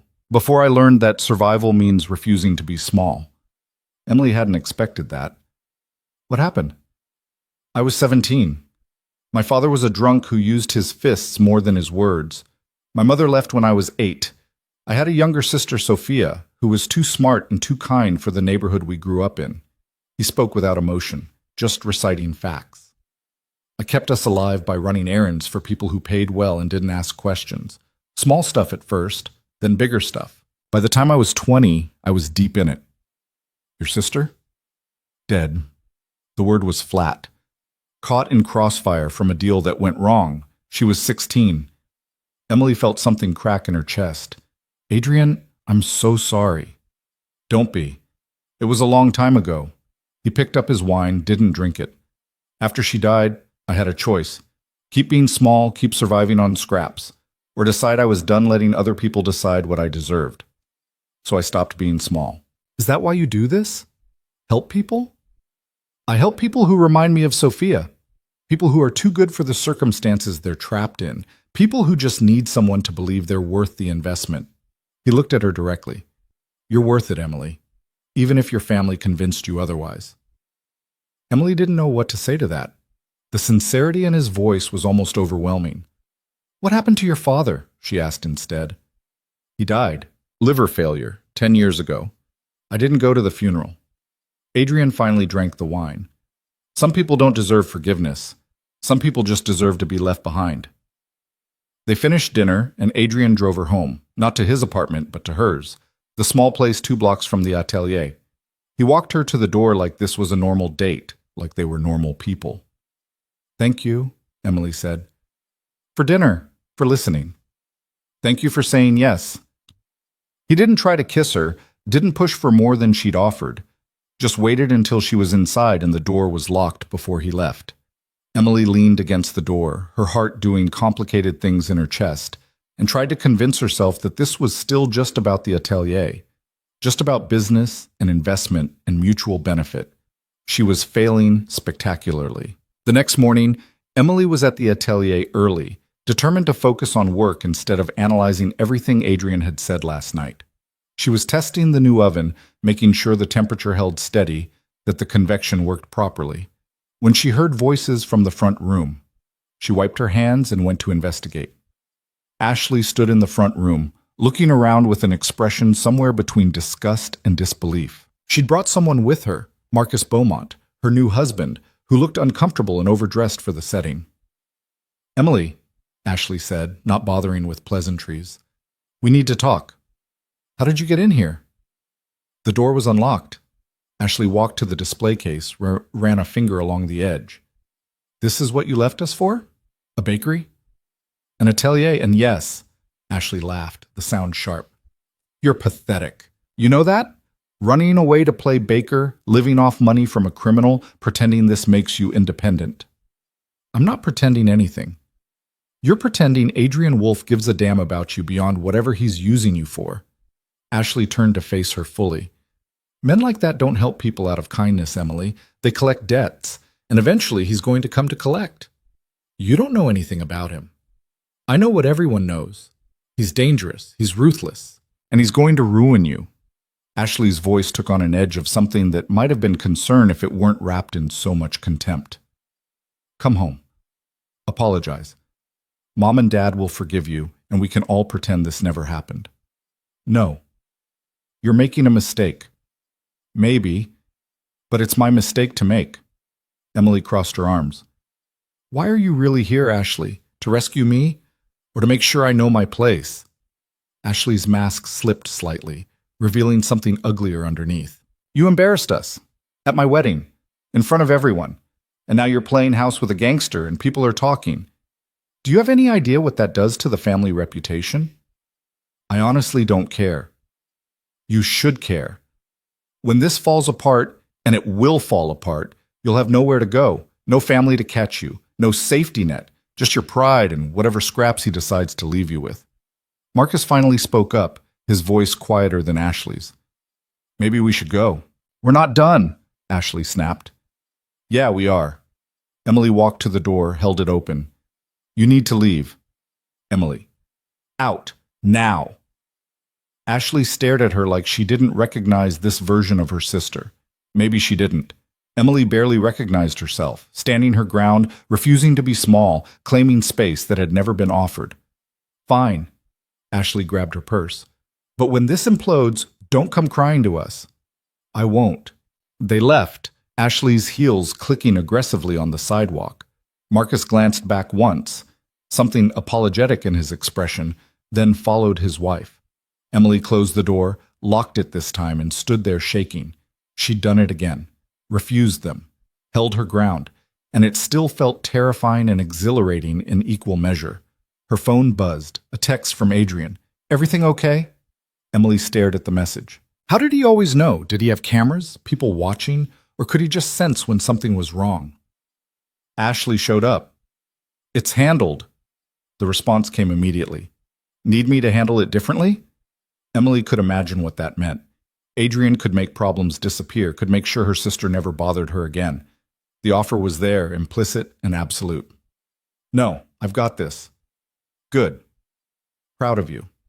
3 words, simple and devastating. Emily sat down on the floor of her almost finished atelier and let herself cry, not from sadness, but from the overwhelming strangeness of having someone be proud of her for something other than staying quiet.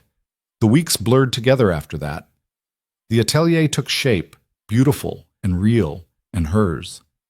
Emily worked 16-hour days, testing recipes, perfecting techniques, building an inventory of designs. She barely slept. She forgot to eat until Marcus showed up with food. She drove Caroline crazy with questions about business insurance and health permits and vendor contracts, but slowly, impossibly, it was working. 2 days before the planned soft opening, Emily was putting the finishing touches on her first display when Adrian appeared in the doorway. "Looks good," he said. "It's not perfect yet. Perfection's overrated." He walked to the display case, examined the 3 sample cakes she'd made. "These are beautiful. They're practice. They're art." He looked at her. "You ready?" Emily thought about everything that had led here. The wedding, the eviction notice, the phone call that changed everything. Thought about her family's certainty that she'd fail, that she'd come crawling back, that this was all just a dramatic mistake. "Yeah," she said. "I think I am." "Then let's make sure everyone knows it." He made a call, spoke quietly in French again, hung up. "I've invited some people for opening day. Food critics, bloggers, people who matter in this city. They'll come because I asked, but they'll stay because your work is good." "Adrian, that's strategic. You need visibility. I can provide that." He paused. "Unless you'd rather do this alone." Emily should probably say yes, should probably maintain some independence, prove she could succeed without his connections smoothing the way. But she was also practical enough to know that pride didn't pay rent. "Thank you," she said instead. Opening day arrived with rain, heavy summer rain that turned the streets into rivers and made Emily certain no one would come. She was wrong. By noon, there was a line outside her door. People came for the curiosity, maybe, drawn by Adrian's name and the rumors swirling around Emily Carter and her dramatic break from New Orleans society. But they stayed for the cakes. Emily worked the counter herself, talking to customers, explaining the flavors, watching people's faces when they tasted her work. Each compliment felt surreal. Each sale felt like proof that she'd made the right choice. Adrian came by late afternoon, stayed in the background, watching. He didn't interfere, didn't draw attention to himself. Just stood there like a shadow, making sure she knew she wasn't alone. The day ended with Emily exhausted, exhilarated, and completely sold out. She locked the door, turned to find Adrian still there. "You did it," he said. "We did it," Emily corrected. "I couldn't have, without your help." He crossed the space between them, close enough that she could feel the heat coming off him.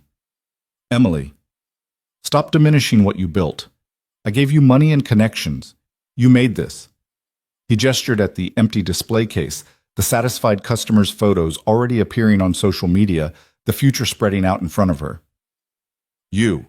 Emily looked up at him, at this dangerous man who'd invested in her when no one else would, and felt something shift irrevocably in her chest. "Adrian," she started, but before she could finish, the front window shattered. Glass exploded inward, a brick tumbling across the floor before crashing into the display case. Emily felt Adrian's hands on her shoulders, pulling her down behind the counter as more glass rained down. The sound was deafening in the small space, shattering, violent, final. Then silence. Adrian was on his phone before Emily could process what had happened, speaking rapidly in French. She heard car doors slamming outside, footsteps running away, then Marcus's voice cutting through the chaos. "Clear. They're gone." Emily stood on shaking legs, staring at the destruction. Her front window was completely destroyed, glass everywhere, glittering under the lights like malicious snow. The brick sat in the middle of the floor, wrapped in paper. Adrian picked it up, unfolded the note. "What does it say?" Emily's voice sounded strange to her own ears. He crumpled the paper without answering, his jaw tight. "Marcus, get someone to board this up. Now." "Adrian, what did it say?" He looked at her, and she saw something dangerous flash across his face. "It doesn't matter." "It does to me." He handed her the note. The message was short, printed in block letters. "Criminal money. Carter shame. Go home." Emily felt something cold settle in her stomach. "My family did this." "You don't know that." "Who else?" "Ashley was here yesterday, threatening me. Dad's been calling, leaving messages about how I'm destroying the family reputation." She looked at the shattered window, at her beautiful space violated. "This is them telling me what happens when I don't listen." Adrian's expression hardened. "I'll handle it." "No." "Emily." "No." She said it firmly, surprising herself. "This is my problem, my family. I'll handle it." "They just threw a brick through your window. And I'm going to deal with it. Tomorrow. Tonight I'm going to help clean this up, board the window, and figure out how much it's going to cost to replace. Emily started picking up larger pieces of glass, her hands steadier than she felt. You said I needed to stop being small. This is me not being small. Marcus appeared with plywood and tools, along with two other men Emily recognized from Adrian's building. They worked efficiently, covering the broken window, sweeping up glass, checking for additional damage. The whole time, Adrian watched Emily with an expression she couldn't quite read. By midnight, the worst was cleaned up. The atelier looked wounded, the boarded window an ugly reminder that not everyone wanted her to succeed, but salvageable. Emily stood in the middle of the floor, exhausted and angry and refusing to cry. Come on, Adrian said quietly. I'm taking you home. I need to Emily, there's nothing else to do tonight. Come home. She let him drive her to her apartment, let him walk her upstairs, let him check the locks and windows like he expected someone to break in here too. When he turned to leave, Emily caught his arm. Stay, she said. Please. Adrian looked at her for a long moment. That's not a good idea. I don't want to be alone tonight. Emily. His voice was gentle, which somehow made it worse. You're upset. You've had a terrible day. You're not thinking clearly. I'm thinking perfectly clearly. I'm asking you to stay because I don't want to spend tonight replaying what happened and convincing myself I should give up. Whoosh, she didn't let go of his arm. I'm not asking for anything except company. He stayed. They sat on Emily's couch, the second-hand thing she'd bought for $200 that was more springs than cushions, and didn't talk. Adrian made coffee even though it was too late for coffee. Emily wrapped herself in a blanket and tried not to think about the brick, the note, the message that she should be ashamed of herself. I'm not going home, she said finally. I know. They want me to fail. They need me to fail. Because if I don't, it means everything they said about me was wrong. Emily pulled the blanket tighter. My whole life, I believed them. Believed I was too quiet, too average, too forgettable to matter. And I worked so hard to prove them wrong, but I always did it on their terms, trying to earn approval they were never going to give. And now? Now I don't care if they approve. I care about making something good, something mine. She looked at him. Does that make me selfish? It makes you sane. Adrian set down his coffee. Your family wants you to believe that wanting anything for yourself is selfish, that taking up space is arrogant. That's how they keep control, by convincing you that you don't deserve more than what they're willing to give. Is that what your father did? To you? My father told me I was worthless, that I'd never amount to anything, that the best I could hope for was staying out of his way and maybe not getting hit too hard when he was drunk. Adrian's voice was flat, reciting facts. I believed him until Sophia died. Then I realized that the person who told me I was worthless was just a pathetic drunk who'd wasted his own life and wanted company in the gutter. Emily moved closer, tentative. I'm sorry you went through that. Don't be. It made me who I am. He looked at her. Same way this is making you who you are. The question is whether you're going to let them define that person or if you're going to define it yourself. I want to define it myself. Then do it. Tomorrow you call a glass company, get that window fixed, and keep going. You don't give them the satisfaction of seeing you quit. What if they do something worse? Then I handle it. Adrian's expression turned cold. I've been patient because you asked me to be, but there are limits to my patience, especially when it comes to people hurting someone I care about. The confession landed between them, quiet and undeniable. Adrian, don't. He stood up, put distance between them. It's late. You need to sleep. I'll take the couch. You don't have to. Yes, I do. His voice was firm. Go to bed, Emily. She wanted to argue, wanted to push back against the walls he was putting up, but she was exhausted, and he was right. She needed sleep. She went to her bedroom, closed the door, and lay awake listening to the sounds of Adrian settling on her terrible couch. It took her a long time to fall asleep, and when she did, she dreamed of shattered glass and notes written in her father's handwriting. Morning came too early. Emily woke to the smell of coffee and found Adrian already gone, a note on the kitchen counter in his precise handwriting. Glass company coming at 9. Marcus will be there. Call me if you need anything. The glass company arrived exactly at 9. The owner took one look at the damage, quoted a price that made Emily wince, then added that Adrian had already paid for it. Of course he had. By noon, a new window was installed, thicker than the original, reinforced. Hurricane glass, the installer explained. Won't break easy. Someone throws another brick, it'll bounce right off. Emily stood on the sidewalk, staring at her repaired window, and felt something settle in her chest. She wasn't giving up. She wasn't going home. She was going to call her father and make sure he understood that. She made it halfway through dialing before she lost her nerve. Instead, she called Caroline. I need advice, Emily said when Caroline answered. Professional or personal? Both, probably. Someone vandalized the atelier last night, threw a brick through the window with a note telling me to go home. Caroline was quiet for a moment. Do you think it was your family? I don't know, maybe, or maybe just someone who agrees with them. Emily walked back inside, surveyed her space. Either way, I need to decide how to respond. Do I confront them, ignore it, get a lawyer? What does Adrian say?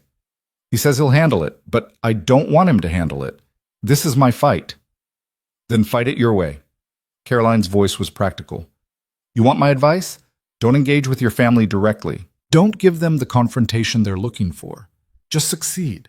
Loudly, publicly, undeniably. Make it impossible for anyone to claim you failed. That's it? Just succeed? Sometimes the best revenge is refusing to play their game. They want you scared, defensive, making mistakes. Don't give them that. Caroline paused. Also, get security cameras. Document everything. If they escalate, you'll need evidence. Emily thanked her and hung up, feeling marginally more in control. Caroline was right. The best response was to keep going, to make the atelier so successful that her family's disapproval became irrelevant. She spent the afternoon preparing for the next day's opening, restocking supplies, testing new recipes, posting on the social media accounts she'd reluctantly created at Caroline's insistence. The response to opening day had been overwhelming. People were already asking about custom orders, special events, wholesale opportunities. Her phone buzzed constantly with messages, emails, requests. It was terrifying and exhilarating in equal measure. Around 5, Ashley walked in. Emily looked up from the cake she was assembling, her stomach immediately tightening. We're closed. I'm not here to buy anything. Ashley looked around, taking in the repaired window, the pristine space. I heard about last night. Did you? Emily, I didn't. Ashley stopped, started again. I didn't throw the brick. Neither did Mom or Dad. But you know who did. Ashley's silence was answer enough. Get out, Emily said quietly. Just listen for a second. No, you don't get to come in here and pretend you care. You threatened me 2 days ago. You told me this would fall apart, that I'd have nowhere to go. Well, someone took that as permission to try making it fall apart faster. I didn't mean, yes, you did. Emily set down her piping bag, faced her sister fully. You've spent your whole life making sure I knew my place, making sure I understood that you were the beautiful one, the successful one, the daughter worth celebrating. And the second I tried to build something for myself, you couldn't handle it. Ashley's composure cracked slightly. You humiliated me, at my wedding, in front of everyone. I claim my work. That's not humiliation. That's honesty. You brought Adrian Wolfe to my wedding like some kind of weapon. You turned my perfect day into a scandal. Ashley's voice rose. Do you have any idea what people have been saying? About our family, about me?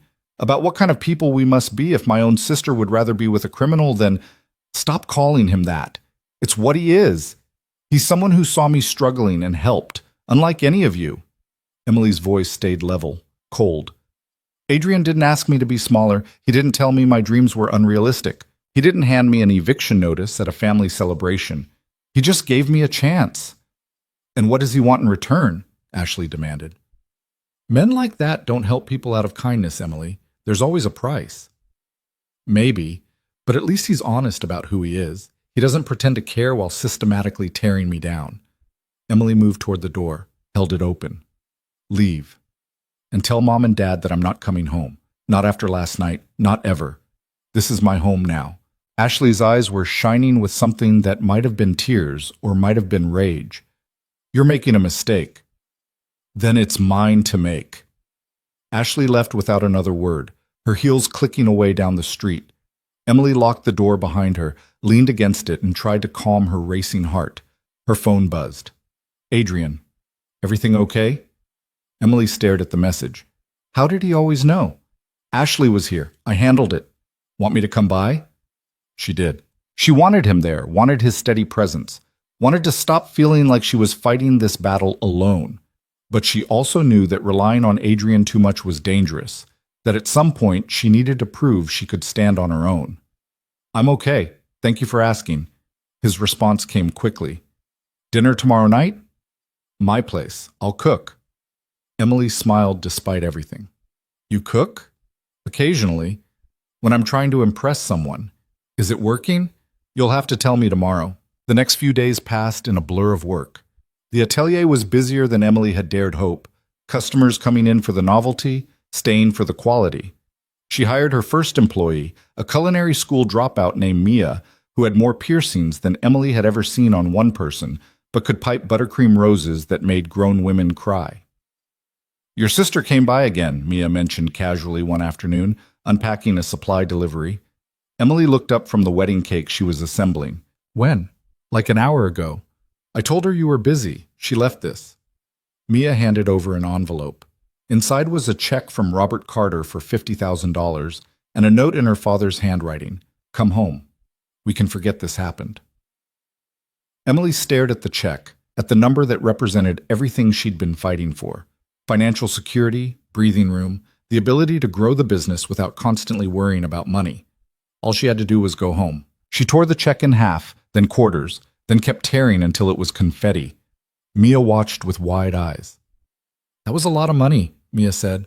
It was a bribe. Emily swept the pieces into the trash. And I'm not for sale.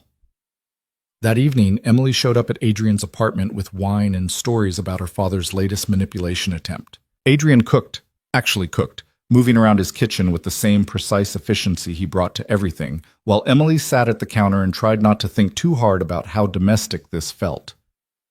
He sent you $50,000? Adrian set down his knife, turned to face her fully. Yep, with a note saying we could forget everything if I just came home. What did you do? Destroyed it, dramatically. Mia was impressed. Emily sipped her wine. I'm running out of ways to tell them no. How many times do I have to refuse before they believe I mean it? With people like that, there's no magic number. They'll keep trying until you stop being useful to manipulate, or until you make the cost of manipulation too high. Adrian returned to cooking, his movements controlled. Your father thinks money solves everything. Show him it doesn't. How? By succeeding without it. By building something so undeniably yours that he can't claim credit, can't buy his way in, can't control it. He plated the food, something with salmon and vegetables that looked restaurant quality. Make yourself untouchable. They ate at his dining table, the one that probably cost more than Emily's car, overlooking the river. The food was perfect. The wine was perfect. The conversation was easy in a way that still surprised her. Adrian asked about the atelier, about her plans, about the custom orders that were starting to come in.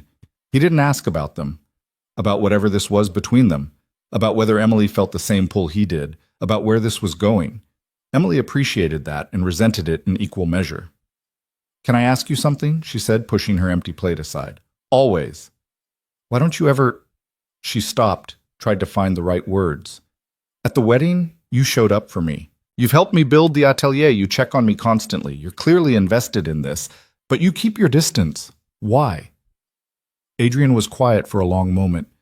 Because you deserve someone who can give you a normal life. Someone safe. I'm not asking for normal. I'm asking why you won't... Emily. He said her name like a warning. I'm not a good man. I do things that would horrify you. I've hurt people.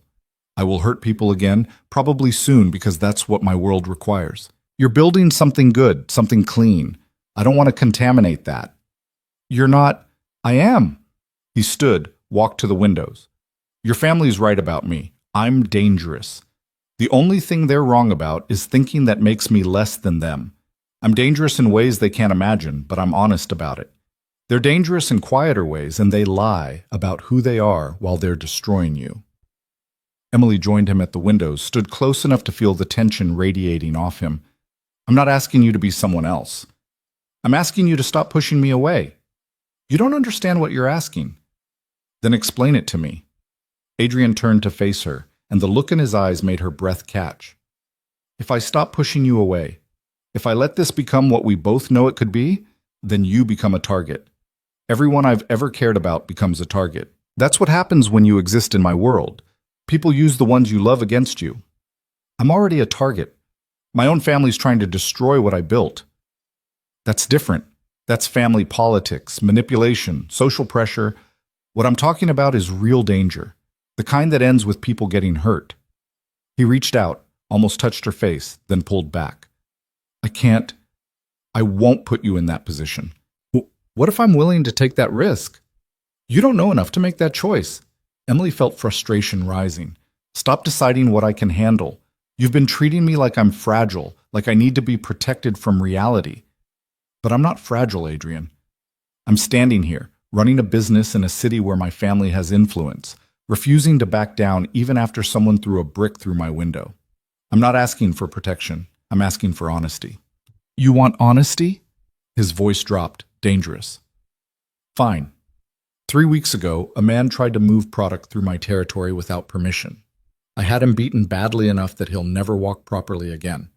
Last month, a politician thought he could renege on an agreement we'd made. I destroyed his campaign with information I'd been holding on to for exactly that purpose. 6 months ago, someone threatened one of my people, and I made sure everyone in the city knew what happens when you cross me. He stepped closer, and Emily forced herself not to back away. That's who I am, Adrian continued. I'm not a good person who does bad things sometimes. I'm someone who operates in darkness because that's where I'm most effective. You want honesty? I care about you more than is smart, more than is safe, more than I've cared about anyone in years. But I also know that the best thing I can do for you is keep my distance. And if I don't want you to keep your distance, then you're not thinking clearly. Or maybe you're not giving me enough credit. Emily held her ground even though her heart was hammering. I know who you are.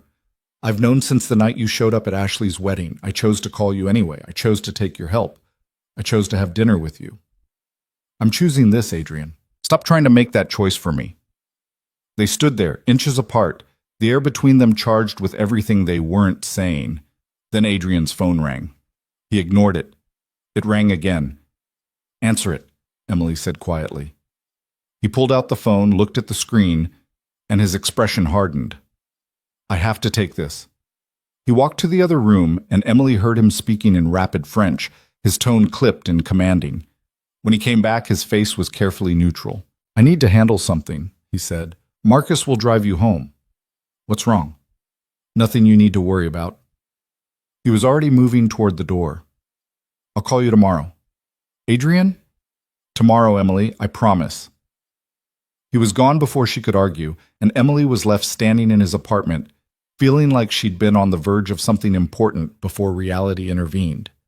Marcus appeared to drive her home, silent as always. Emily spent the drive staring out the window, trying not to spiral into anxiety about what kind of problem required Adrian's immediate attention at 10 o'clock at night. The next morning, she had her answer. Her father was waiting outside the atelier when she arrived to open up.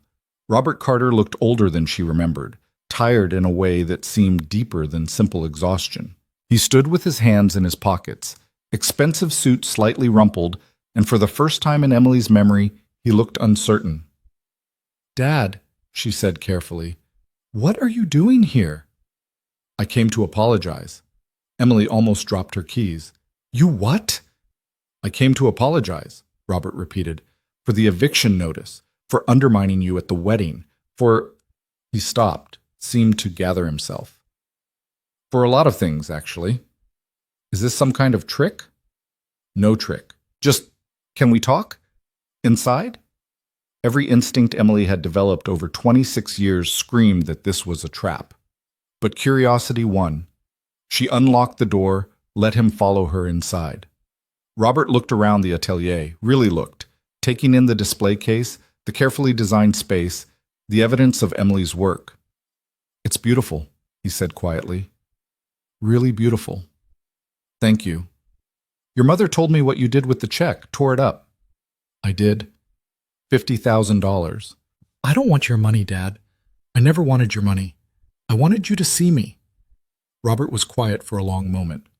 Then he said, I had a visit last night. From Adrian Wolfe. Emily's stomach dropped. What did he do? Nothing violent, if that's what you're worried about. He just talked to me. About you. About what I've done to you over the years. About what kind of father lets his daughter believe she's worthless. Robert's voice was rough. He told me things I said to you, things I did, moments I'd forgotten, and he made it very clear what would happen if I ever treated you that way again. He threatened you. He promised me. Robert looked at her directly. He said if I ever made you feel small again, if I ever tried to manipulate you, if I ever did anything to undermine what you're building here, he would systematically destroy everything I've spent my life creating, my business, my reputation, my standing in this city. He was very specific about how he'd do it. Emily didn't know what to feel. Anger that Adrian had interfered despite her telling him not to. Relief that maybe, finally, her father understood the cost of his cruelty. Fear about what Adrian had revealed about himself in the process. I should be angry, Robert continued, a criminal threatening me in my own home, but the thing is, Emily, he was right. About all of it. I've been a terrible father to you. I measured you against Ashley and found you wanting, and I never stopped to consider that maybe I was measuring wrong. Why are you telling me this? Because he made me see something I should have seen on my own. You're talented, you're hardworking, you're brave enough to walk away from everything you knew to build something true. And instead of supporting that, I tried to crush it because it made me uncomfortable. Tears were threatening, but Emily forced them back. You gave me an eviction notice at Ashley's wedding. I know. I'm sorry. You let Ashley claim my work as someone else's. I know. I'm sorry. You've spent my entire life making sure I knew I wasn't good enough. Robert's composure cracked. I know, and I'm so sorry. Emily wanted to accept the apology, wanted to believe that this was real, that her father had finally seen her, that everything could be different now. But she thought about Adrian's warning, about how they would be nice for a while, then slowly everything would go back to how it was. I appreciate you coming here, Emily said carefully, and I hear your apology. But I don't forgive you. Not yet. Maybe not ever. What you did, it wasn't one mistake. It was 26 years of mistakes, 26 years of making me feel invisible. You don't fix that with one apology. I understand, and I don't want your money. I don't want your help. I don't want anything from you except to be left alone to build this. Robert nodded slowly. I can do that. Good. Emily walked to the door, held it open. I need to get ready to open. Her father stood, moved toward the exit, then paused. For what it's worth, Emily, I'm proud of you. I should have said that a long time ago, but I'm saying it now. I'm proud of you. He left, and Emily locked the door behind him, then slid down to sit on the floor. Her father had apologized. Her father was proud of her. And the only reason that had happened was because Adrian had threatened him into it. She didn't know whether to be grateful or furious. When she finally called Adrian that afternoon, he answered on the first ring. My father was here this morning, she said without preamble. I know. You threatened him.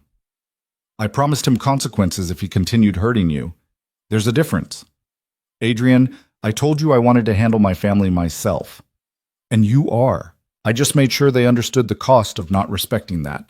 His voice was calm, reasonable. Did he apologize? Yes. Did he mean it?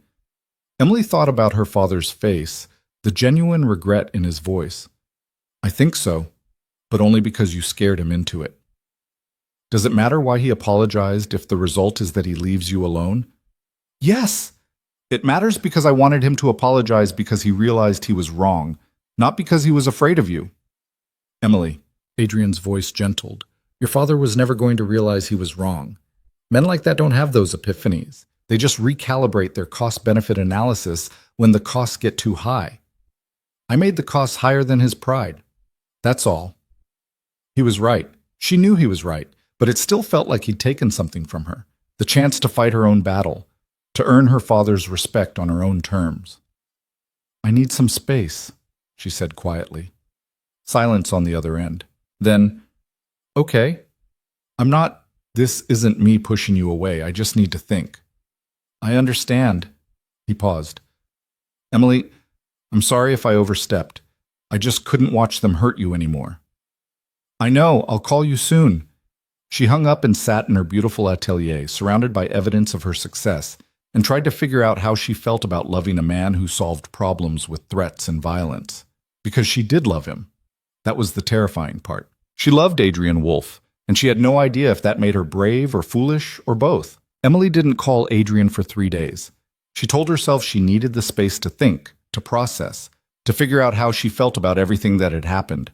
But the truth was simpler and more complicated. She was afraid. Afraid of how much she wanted him. Afraid that loving someone like Adrian meant accepting a version of herself she didn't fully recognize. Afraid that if she called him, she'd have to make a decision she wasn't ready to make. The atelier kept her busy enough that she could almost pretend the silence didn't bother her.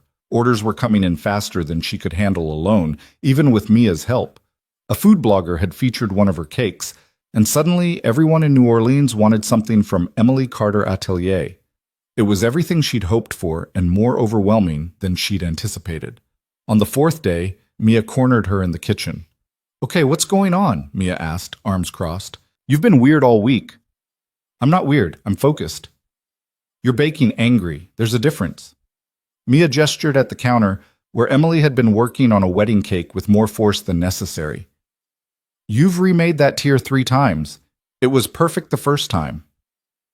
Emily set down her spatula, suddenly exhausted. I'm just trying to get it right. No, you're avoiding something, or someone. Mia's expression softened. Is this about the guy? The one who helped you set this place up? How did you... Please. I've seen him around. Tall, dark. Looks like he could kill someone with his pinky finger. Also, Marcus mentioned him. Marcus talks to you? Marcus talks to everyone. He's actually pretty chatty once you get past the whole intimidating bodyguard thing. Mia hopped up onto the counter, ignoring Emily's half-hearted protest. So what happened? He do something stupid? Emily considered lying, then decided she was too tired. He threatened my father, made him apologize to me. And that's bad because? Because I wanted to handle my family myself. I wanted them to respect me because I earned it, not because they were scared of Adrian. Mia was quiet for a moment. Can I tell you something? My parents kicked me out when I was 17, said I was too wild, too difficult, too much of a disappointment. I spent 2 years trying to prove I was worth their respect, working 3 jobs, staying out of trouble, doing everything right. She picked at her nail polish. Know what happened? Nothing. They still think I'm a screw-up, because people like that don't change their minds. They just find new reasons to justify what they already believe. That's different. Is it? Your dad apologized because Adrian scared him, but at least he apologized. At least he's leaving you alone now. Does it really matter why? Emily wanted to argue, but she couldn't find the words. Maybe Mia was right. Maybe she was holding on to some idealized version of how this should have gone, when the reality was that her father had apologized and her family was finally backing off. The method didn't erase the result. I think I need to talk to him, Emily admitted. Yeah, probably. Mia jumped down from the counter. And for what it's worth, a guy who threatens your terrible father so you can build your dream bakery is not the worst thing that could happen to you. Atelier, Emily corrected automatically. Whatever, same difference. That night, Emily stood outside Adrian's building for 10 minutes before she got the courage to go inside. The security guard recognized her, nodded her through without question. She took the elevator up to the top floor, her heart racing the entire way. Adrian opened the door before she could knock. Emily? He looked surprised, which was rare for him. Is everything okay?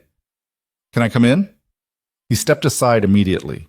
The apartment looked the same as always, austere, organized, revealing nothing about the person who lived there. Adrian himself looked tired, she noticed. Like maybe he hadn't been sleeping well either. I'm sorry, Emily said before she lost her nerve. For how I reacted. For needing space. For making you feel like you did something wrong when you were just trying to help. You don't need to apologize. Yes, I do. You've been nothing but honest with me about who you are, and I freaked out the second that reality intersected with my life in a way I couldn't control. She moved further into the apartment trying to organize her thoughts. I wanted to handle my family myself because I wanted to prove I was strong enough. But asking for help doesn't make me weak. It just makes me smart enough to know when I need backup. Adrian watched her with that unnerving intensity. What changed your mind? Mia pointed out that I was more invested in how my father apologized than the fact that he did. And she was right. I was so focused on earning his respect that I forgot the whole point was getting him to leave me alone, which he's doing now. Because of you. Emily, let me finish. She took a breath. I love you. I think I've loved you since that night at the wedding when you walked in like you owned the place and didn't care what anyone thought. And I'm terrified because I don't know how to be with someone who exists in the world you exist in, but I'm more terrified of not trying. Adrian was very still. You don't know what you're saying. I know exactly what I'm saying. I love you. I love how you see me. Not the invisible daughter my family wanted me to be, but the person I actually am. I love that you gave me space to build something without trying to control it. I love that you threatened my father, even though you knew it would make me angry, because you couldn't stand watching him hurt me anymore. Emily, Adrian's voice was rough. I'm not going to change. I'm not going to become someone safe or normal or appropriate. The things I do, the world I operate in, that's not going away. I'm not asking you to change. I'm asking you to stop pushing me away because you think you're protecting me. She moved closer. I'm choosing this, Adrian. I'm choosing you. Stop trying to make that decision for me. He closed the distance between them in 2 strides, his hands coming up to frame her face. If we do this, you need to understand the risks. People will use you against me. Your family will be horrified. Society will judge you. It won't be easy. Nothing worth having is easy. You taught me that. Adrian kissed her then, and it felt like falling and flying at the same time. Emily wrapped her arms around him and let herself fall, trusting that he'd catch her. They spent the night talking, really talking, about everything they'd been avoiding. Adrian told her about his business, the gray areas he operated in, the people he worked with who lived outside the law. He didn't soften it or make excuses, just laid it out clearly so she could make an informed choice. Emily told him about her fears, that she wasn't strong enough for this, that she'd fail at the atelier, that loving him meant becoming someone her family would use as ammunition, that maybe Ashley was right and she was making a terrible mistake. You're the strongest person I know, Adrian said, his arms around her in the dark. You walked away from everything familiar to build something true. That takes more courage than anything I've ever done. You built an empire from nothing. I built it on fear and violence and calculated risk. You're building something on beauty and skill and genuine care. There's no comparison. Emily shifted to look at him. What happens now? Now you keep building your atelier. I keep doing what I do. We figure out how to make this work. That simple? That complicated? His smile was slight, but worth it. The next morning, Emily woke up in Adrian's bed to the smell of coffee and the sound of him on the phone speaking rapid French. She lay there for a moment, letting the reality of what she'd decided sink in.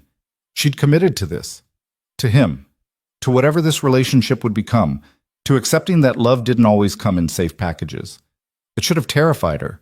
Instead, it felt like relief.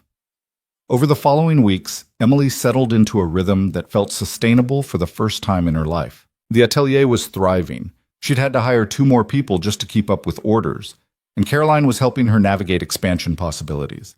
Her custom cakes were getting featured in magazines, on food blogs, in the kind of publications she'd only dreamed about. And Adrian was there, a constant presence that never felt suffocating. He'd show up at closing time with dinner, or text her in the middle of the day to remind her to eat, or send Marcus to help when a delivery arrived that was too heavy for Emily and Mia to handle alone. He never tried to insert himself into the business, never offered unsolicited advice, or made her feel like she owed him for his help. He just existed in her life as someone who cared, who paid attention, who remembered the small things. Her family left her alone. Robert kept his distance, though he'd sent flowers on the atelier's 3-month anniversary with a card that just said, "Proud of you." Margaret called once, a stilted conversation where she asked about the business and didn't mention the wedding. Ashley didn't reach out at all, which was probably for the best. Emily didn't miss them. That was the surprising part. She'd spent so long believing she needed their approval, their validation, their love. But now that she had built something without them, had created a life that felt authentically hers, their absence didn't hurt the way she'd expected it to. It just felt like freedom. 4 months after opening, Emily was working late on a particularly complicated wedding cake when Adrian appeared in the doorway. She looked up, surprised. He usually called before stopping by. "Everything okay?" she asked. "Can you take a break?"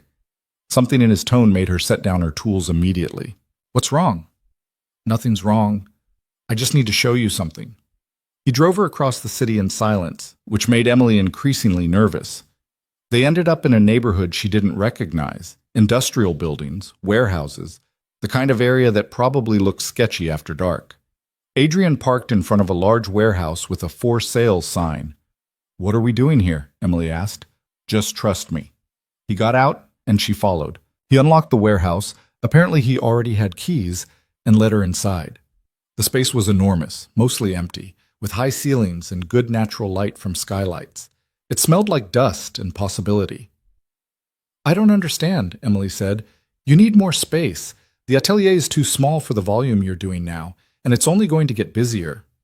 Adrian walked to the center of the warehouse, his footsteps echoing. "This could be your production facility, big enough for multiple ovens, prep stations, storage.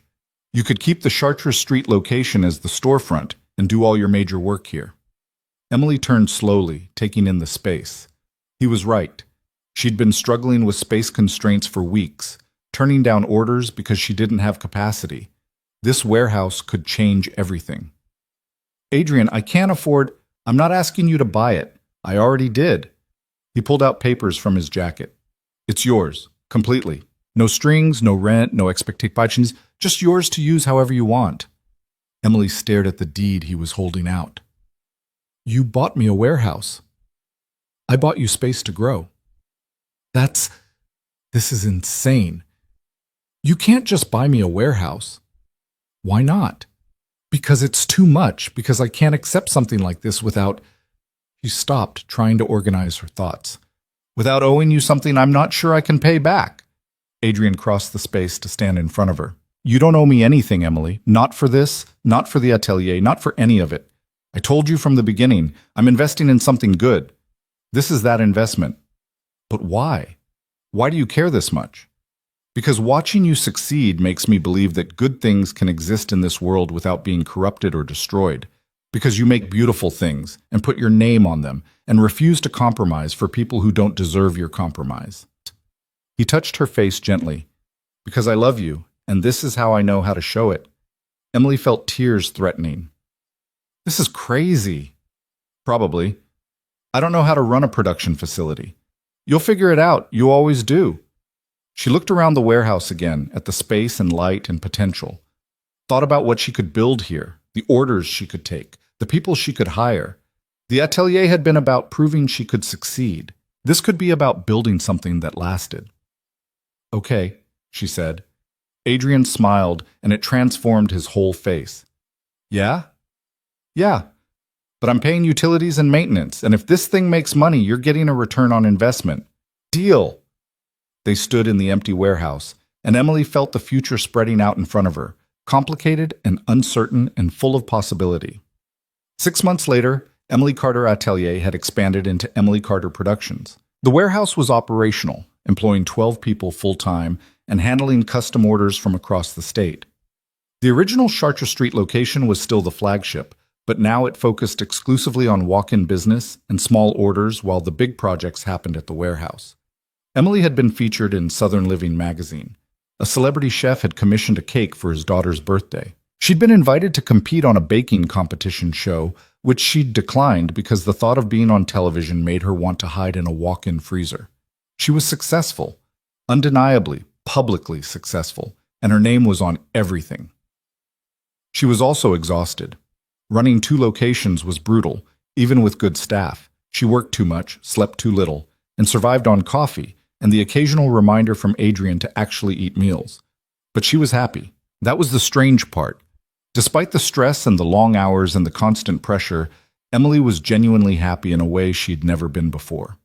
Her father had reached out twice more, once to ask if she'd cater a business event. She'd declined. Once to invite her to a family dinner. She'd also declined. Margaret called monthly with updates about Ashley's pregnancy, clearly hoping Emily would soften and come around.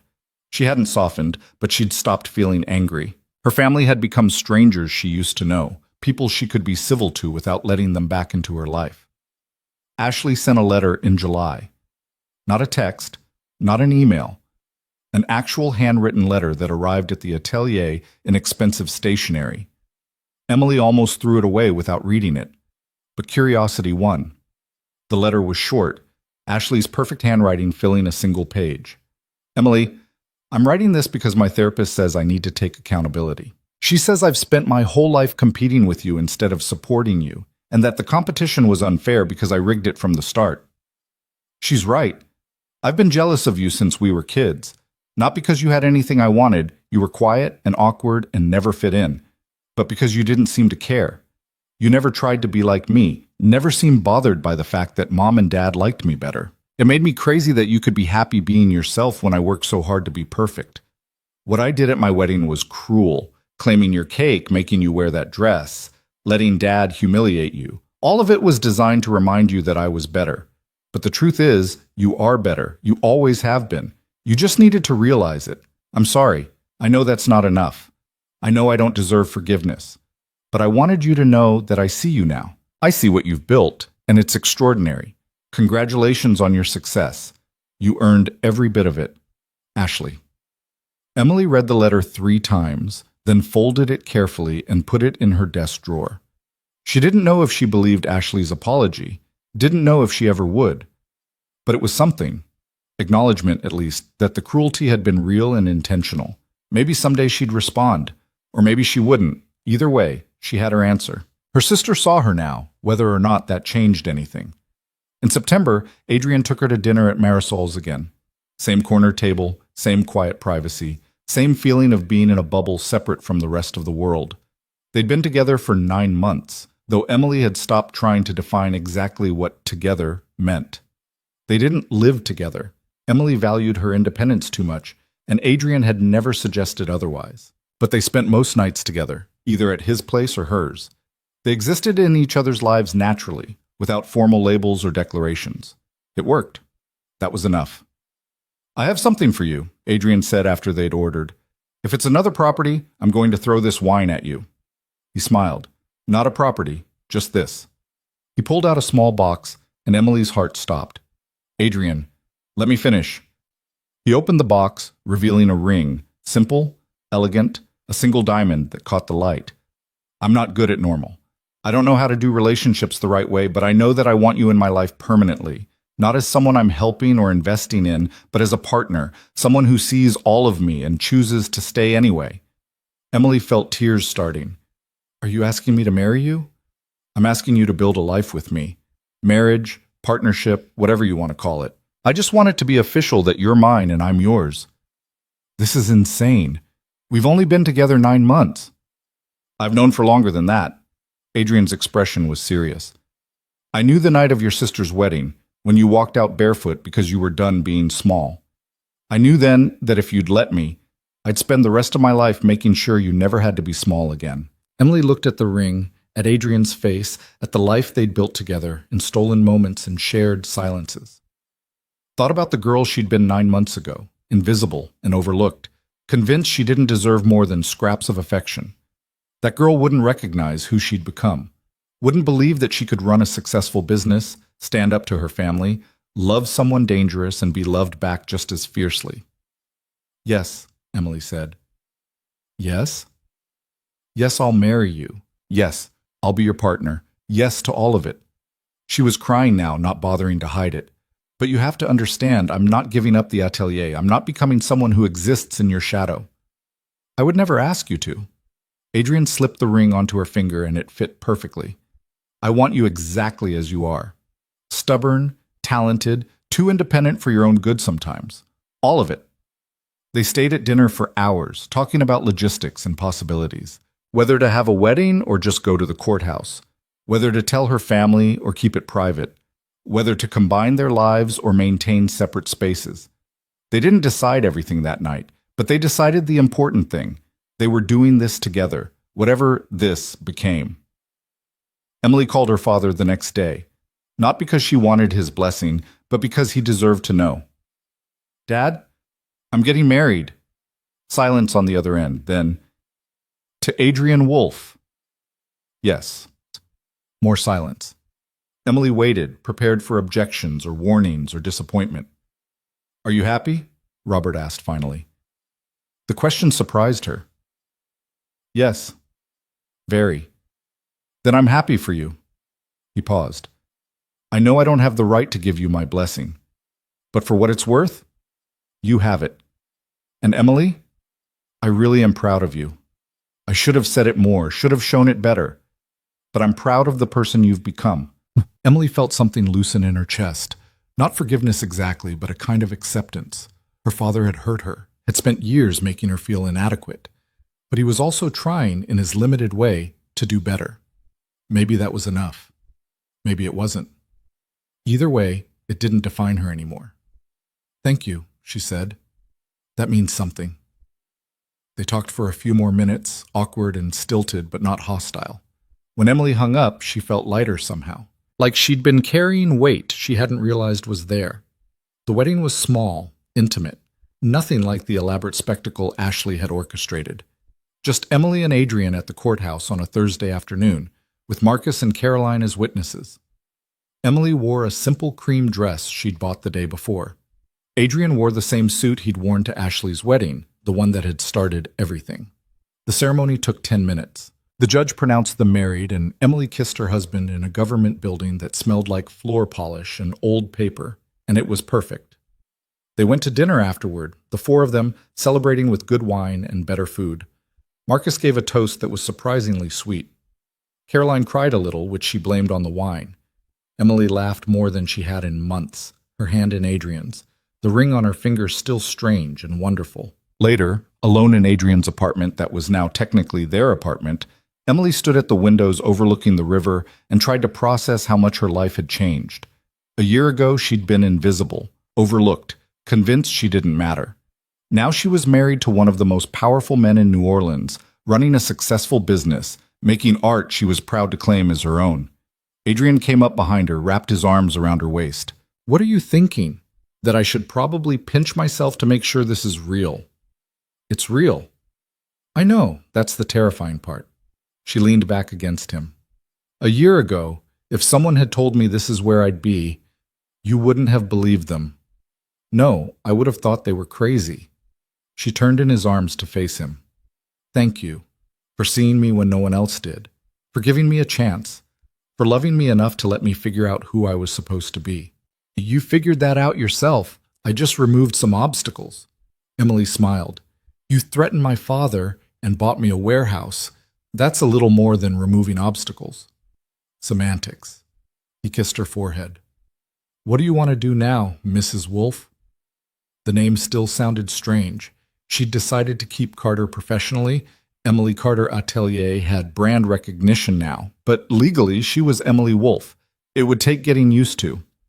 "Now," she said, "I want to keep building. The atelier, the production facility, maybe eventually a school where I can teach people who love baking the way I do.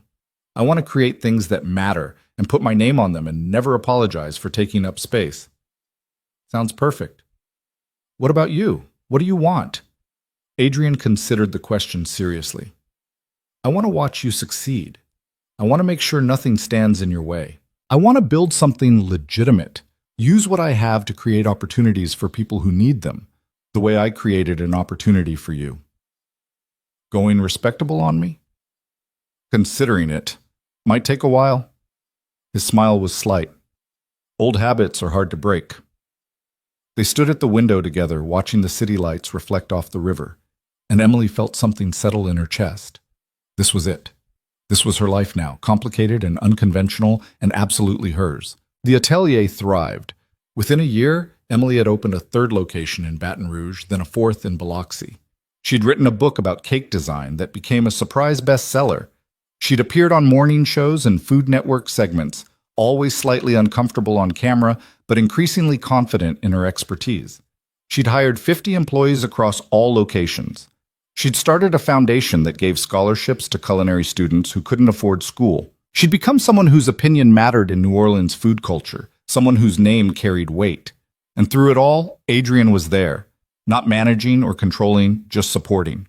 He'd gone increasingly legitimate, as he'd promised, still operating in gray areas, still someone people feared, but channeling that influence into real estate development and business ventures that helped the city more than they hurt it. They'd bought a house together in the Garden District, ironically just 2 blocks from where Emily had grown up.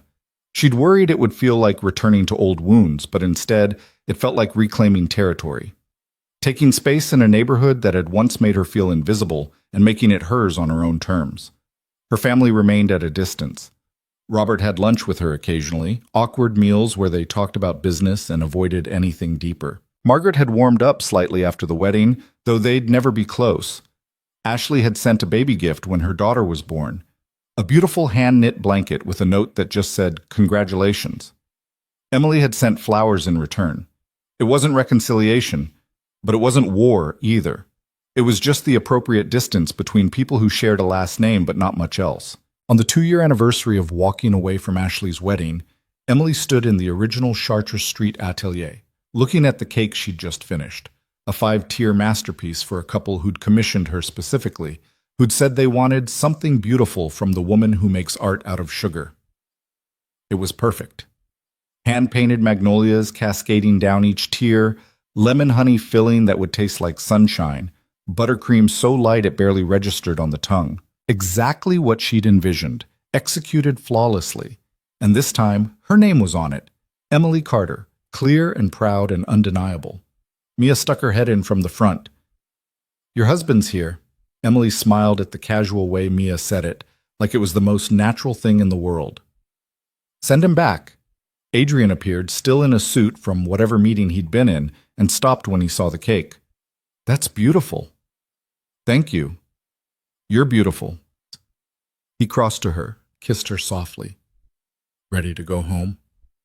"Almost. I just need to—" She stopped, looked at the cake, at the atelier, at everything she'd built. "Yeah, I'm ready."